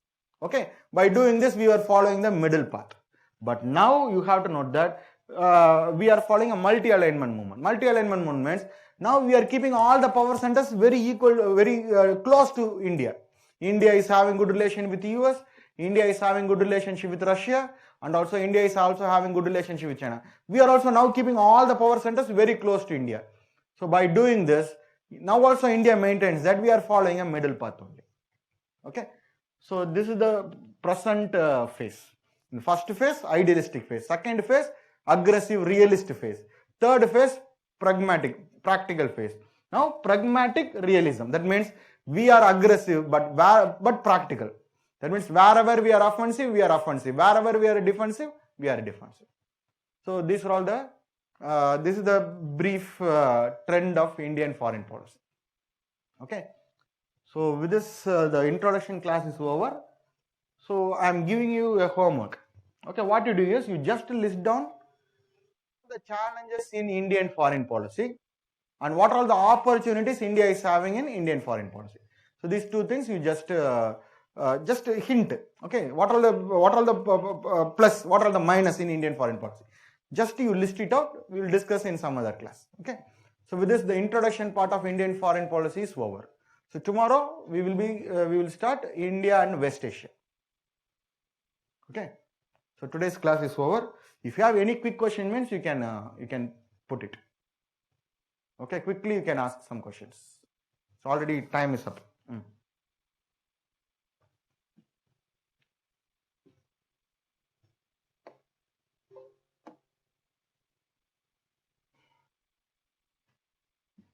Any doubt is there, means quickly you can put the question. Yes, Pavitran. Hello. Yes. Hi, Ji. At the beginning of class, you were telling that the policy is made by the Prime Minister, cabinet headed by Prime Minister, and Yes. it should get the nod of the legislature also. It should go Yes. through the Lok Sabha, Rajya Sabha. So Yes. we know that some bills and amendments, those things will be put upon the table on these parliaments. Yes, How similar come procedure. a foreign policy can be See, whatever foreign decision, policy is a philosophical framework. No, whatever policy is there, the cabinet headed by Prime Minister will take the decision. Whatever policy, foreign policy, education policy, environment policy, finance policy, health policy, whatever it is, policy will be taken by the cabinet headed by Prime Minister, but has to be approved by Parliament. This is common. Can you please give me one quick example of any of the foreign policy which have been recently or sometime before been passed in the Parliament? Nuclear deal with the US. There was a hard debate in Parliament. So India decided to open nuclear trade with the US. Okay, but in the Parliament, what happened? Big problem was there. No, Manmohan Singh first term was about to get cut off because the Communist Party who were supporting Congress withdrew from the government. Okay, and after that, you have to somehow Congress governments was able to push that particular bill. Okay, this is one example. That is all policies. What I'm does saying. the ratification does the ratification of certain foreign trade agreements in Yes. Indian legislature also come under foreign policy? Yes, that is a foreign policy only. International agreement means it is a foreign policy only. Any international agreement. Any international agreement. If India wanted to ratify means that is what I am telling you. It has to, the policy will be taken by the cabinet, headed by Prime Minister. And it has to be ratified by the parliament. Then only it will become official. If cabinet approves something means in principle we accept that. But parliament approves means legally we are bound to that. That is the understanding. Any agreement. Shimla agreement, another Shimla Accord that day we discussed now regarding China. Similarly. Yeah. Yes. Okay. I would like to. Yes. At the end of the class, can the sir who is heading the academy department come over to the stage? Like at least I need his number. So they will contact. Don't worry. Yeah, sure. Okay. Yes. Next question.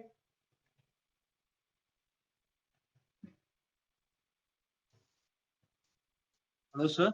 Yes. Sir, my doubt is you said that in objectives of Indian foreign policy is against racialism and we would not interfere with the internal affairs of another country, sir. But right Yes. now in Minneapolis incident, it is against a racism activity. But we are not studying anything about any comment on that incident. So that does that mean India is focusing more on territorial affairs rather than interfering? No. The thing is, I understand. The point is, it is not our duty to go and correct the entire world. That is beyond our capacity. So if India is having interest, then only we will say some statement about that. Otherwise, we will keep quiet. Because here we will follow Panchshil principle. See, already I said, foreign policy means only foreign policy is all about getting benefits. Okay, welfare of Indian people, Indian population. Okay, by going and intervening in US racial problem, what India is going to get? Nothing. That is a big issue that India cannot handle. So India will never raise that issue. But Africa, we have interest for getting independence for South Africa or any other country. You have to note that we were raising voice against this racialism. Okay. So if any country is having any problem, that doesn't mean that India will go and solve the problem. See, we have a certain capacity. Depending upon our capacity only, we can move forward. Okay. So it is not our job to go and solve the black-white problem in US. Okay. But if United Nations, if any discussion is going on, means India will definitely say that this kind of racial related things are not acceptable. That India will tell. If India you want a separate statement from India means, then you have to note that it will be difficult. Only when India can handle, then only India will issue that particular statement. Otherwise, India will keep quiet. We have our own problem. How can we go and solve other people's problem? So only when India is interested or India is directly deal to that particular thing, then only India will intervene. Otherwise, India will not intervene. Sir, one more. So we never supported the discrimination. No, we will never issue statement. At the same time, we can't condemn that also. Yes, sir. One more question is that recently the BJP government is having a majority in both the houses. So whatever decision taken by the cabinet means, then it would be approved. So the opposition will have no say. So that means that. So that means that a foreign policy is entirely dependent upon the who is in power. So if the current party has a majority means then they would approve, despite the opposition's. Yes. So it is like a one-man party, no, sir. If it is a majority, so how come it can be treated as? Who made that particular person as one man? We the people only. Majority of the people support them. That means the Prime Minister is having full majority in both the houses. Means the understanding is majority of the population in India, they are supporting him. So democracy is working based on majoritarian rule. Okay, so majority of the people support him. So that is the decision of India. That is the understanding. We have to accept this only because it is a verdict, election verdict, no? Yes, sir. Thank you, sir. So you have to accept that only. So that's the point is always we need a strong opposition that Indians fail to realize. So every decision, policies, schemes, law should be opposed then only it will become a better one. Okay, so now past 2 regimes, no opposition party is there. That's the problem. That means it will make the person authoritarian. Yes. Any other question?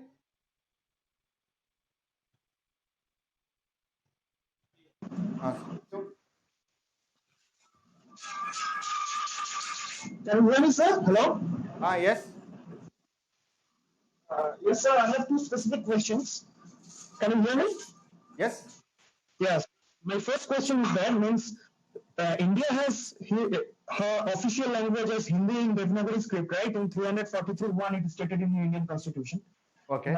Now considering the diversity of India, many mother tongue, right?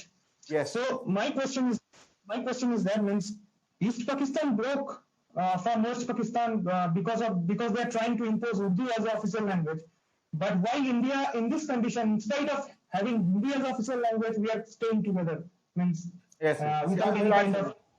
So I will answer this. The point is, in India, Hindi is an official language only, not the national language. Okay, in India there is no national language. In India we have 22 constitutionally recognized language, which includes majority of the languages spoken in India, including Tamil, Telugu, Malayalam, Urdu, Kannada, everything is there. But in Pakistan, they made Urdu as the national language. And in the case of India, you have to note that although Hindi is the official language, means for correspondence, for communication, English is also there as a link language. So we don't have any problem. If we wanted to communicate with central governments, even though we don't know the Hindi, we will speak in English. We can communicate in English. Letters and all can be in English. It is acceptable. But in Pakistan, what happened is, any official, anything will be in Urdu only. Like that they said. Always, whenever you touch this language as an issue, means then country will be divided. This is a example. But some forces, what they do is they impose Hindi on others. That's why Tamil Nadu like states are resisting. Okay, so in India, it is an official language. Hindi is an official language. Official language means for communication purpose they are using it, along with English. Okay, that is the answer. Yes. First, this one, and second one means. Please correct me if I am wrong. I am saying a statement. Suppose India will interfere only in others' internal politics if and only if India has interest in it, right, sir? Yes, 100%.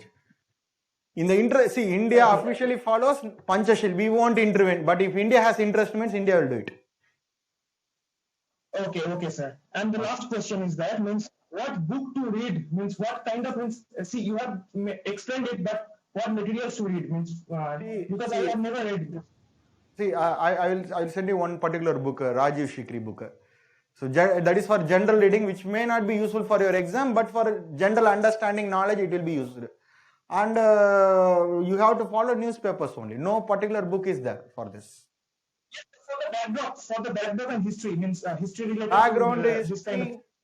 Background history. The Rajiv Shikri book is there. That you can manage with that. I will also post some materials. I will post some materials, loose materials. Okay, reading materials. Okay, sir. Can you please name the pronounce it Rajiv Shikri or what you told? I can't. Rajiv Shikri, Foreign Policy by Rajiv Shikri. That I will post the PDF. I have the PDF book. I will post it. Don't worry. Okay, sir. Please do it. Then it will be easy for us to understand because I have never read the subject actually. Today I'll make the arrangement. Okay. Thank you very much. Okay. Thank you. Okay.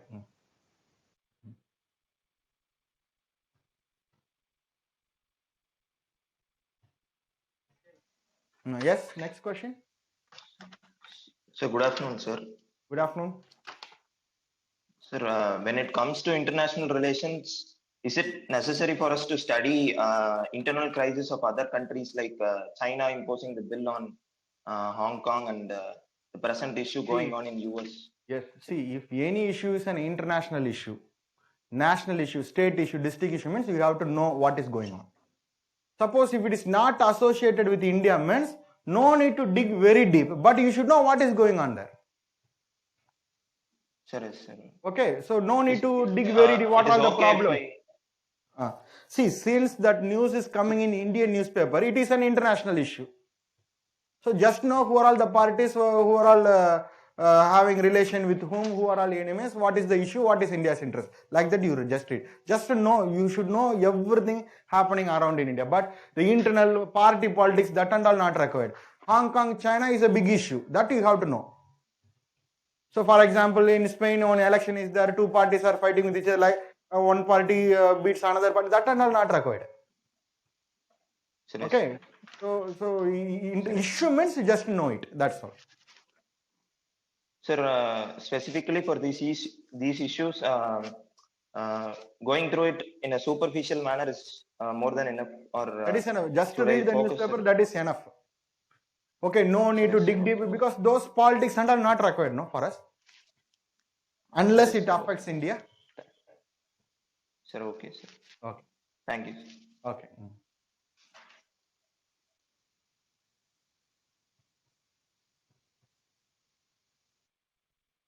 Yes. Yes. Next question. Hi, sir. Yes. So, regarding the role of judiciary in decision making on foreign policy, is there any role for judiciary? No. Judiciary have no role in foreign policy. Suppose government is trying to implement something without getting the approval from parliament, then only judiciary may intervene. So in legislature, they are taking one particular decision. It will be accepted if it is according to our constitution. So judiciary checks only one thing only. The decisions made by the legislature or parliament, whether it is according to the law and the constitution of India or not. Only that only judiciary will intervene. Why you are having relation, why you are not see, regarding policy related matters, judiciary will never intervene, whether it is an internal or external matter. Yes, thank you. Okay, thank you. Good. Then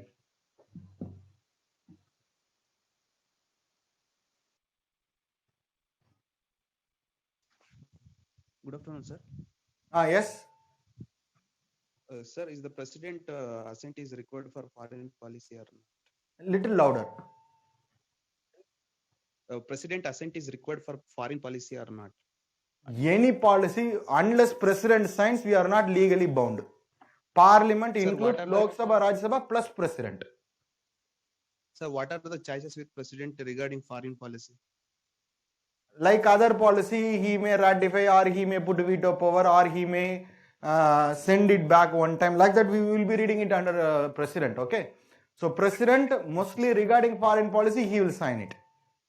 But other internal policy, he has one power called veto power. Veto power means he may ask the cabinet, the legislature to reconsider it. Like that, certain small powers are there. But normally, president will not do it because it is a foreign policy. Foreign policy regarding that, no controversy will be there.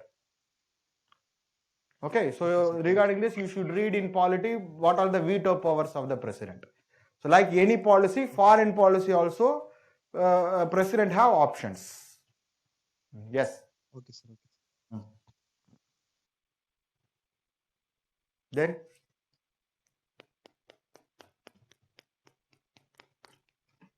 Any other question? Hello, sir. Yes. Sir, in India-China issue, I saw in newspaper after speaking military level, then we may move to diplomatic level, sir. What is the difference between that? See, military level means soldiers fighting with each other to settle the problem. Diplomatic level means the diplomats will go and negotiate and then they talk and then they settle the issue. India prefers the second method. But immediately some problem will be there. No, for that we need soldiers to defend our territory. But India want all the problem to be sorted out only through negotiation.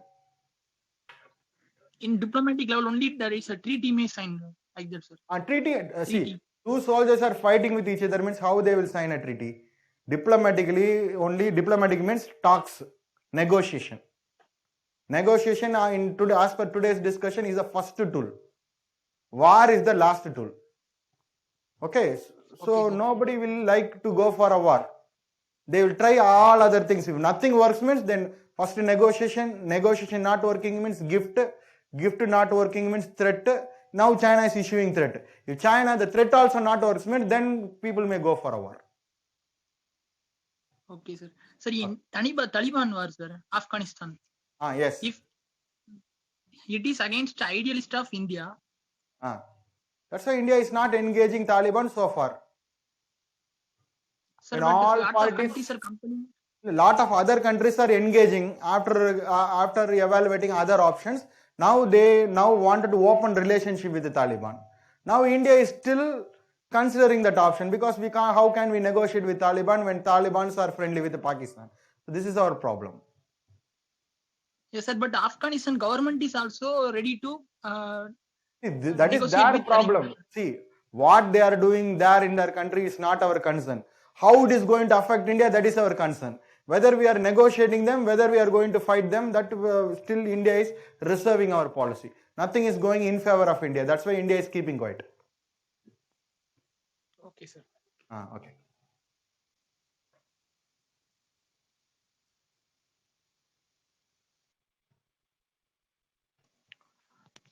Hi, sir. Yes. Sir, my doubt is what is the difference between a policy and act? See, policy means decision. Act means it is approved by law. That's all. Policy means any decision. I am asking you to take one decision means you are taking a decision means that is called policy. What you are going to do, that is a policy. When it is approved, it becomes a law. Okay, sir. So you told that the policy should want to approved by Parliament and both President. So it's like it Parliament will be an act includes, first note this, Parliament includes two houses plus President. Parliament and President, they are not different. President is a part of the Parliament. Okay, sir. Okay. So if they approve means it will be an act, no, sir. Yes. That's my question. Yes. If they approve means it will become an act. If President signs means it becomes an act. Okay, sir. So my second question is regarding the Afghan, sir. I recently read a newspaper that India has a foreign policy to not negotiate with a terrorist organization. Yes. Like that they have. So it is actually approved by Parliament or it's having just a policy? Because we can. No, you said it is a policy. Policy means still it is not up. It is what we do. That is called policy. See, every policy need not become a law. Okay, just you yourself said it is a policy. Policy means it is still not approved. Policy means this is how I deal this. Okay, so India as of now have a policy that we will not negotiate with the Taliban. But all the other players are negotiating with Taliban. So India is under some trouble. So India is waiting for some change. Okay, so the policy may change. That's the policy change. Policy changes, no? Policy means the way to achieve something. If this is not working, means we can change it. Policy is subject to change. Okay, sir. So that's my question actually. Okay. Thank you, sir. Okay.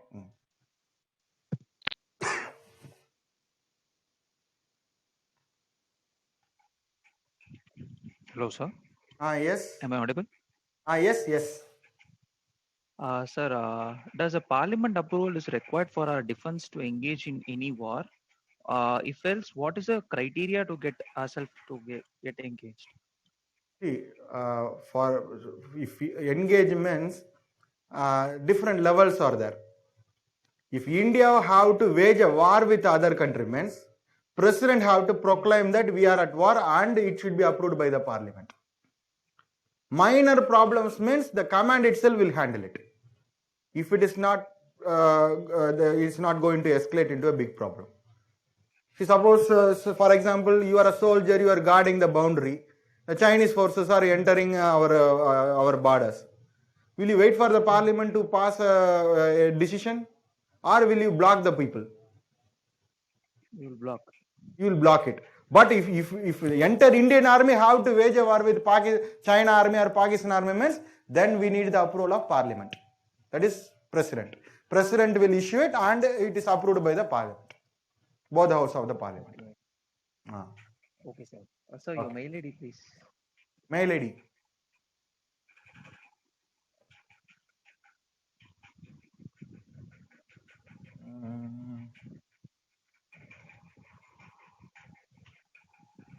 One minute.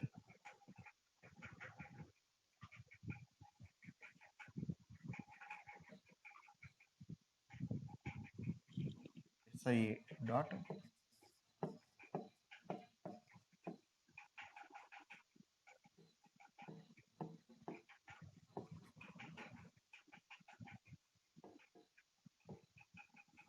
SIA dot Govindaraju. Okay. Thank you so much, sir. Then, next question.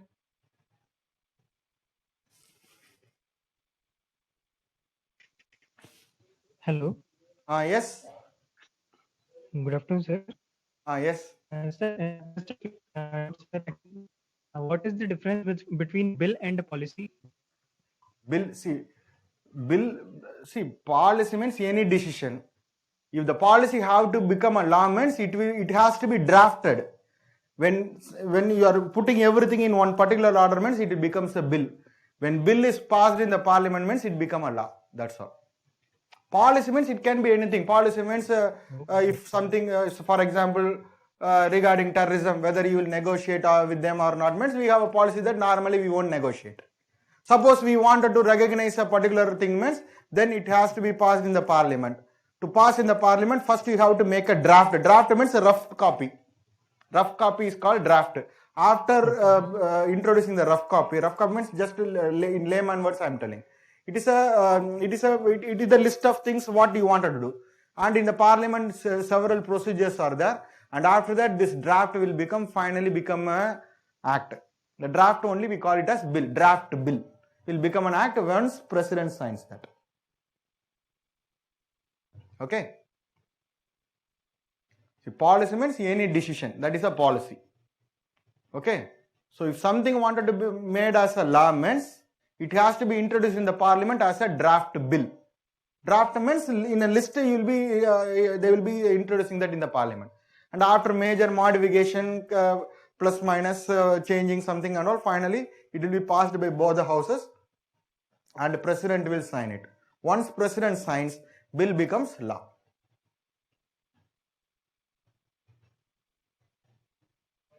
Okay. Okay, thank you. If you have any doubt means you can use this mail ID. Okay, you can send queries there. Thank you.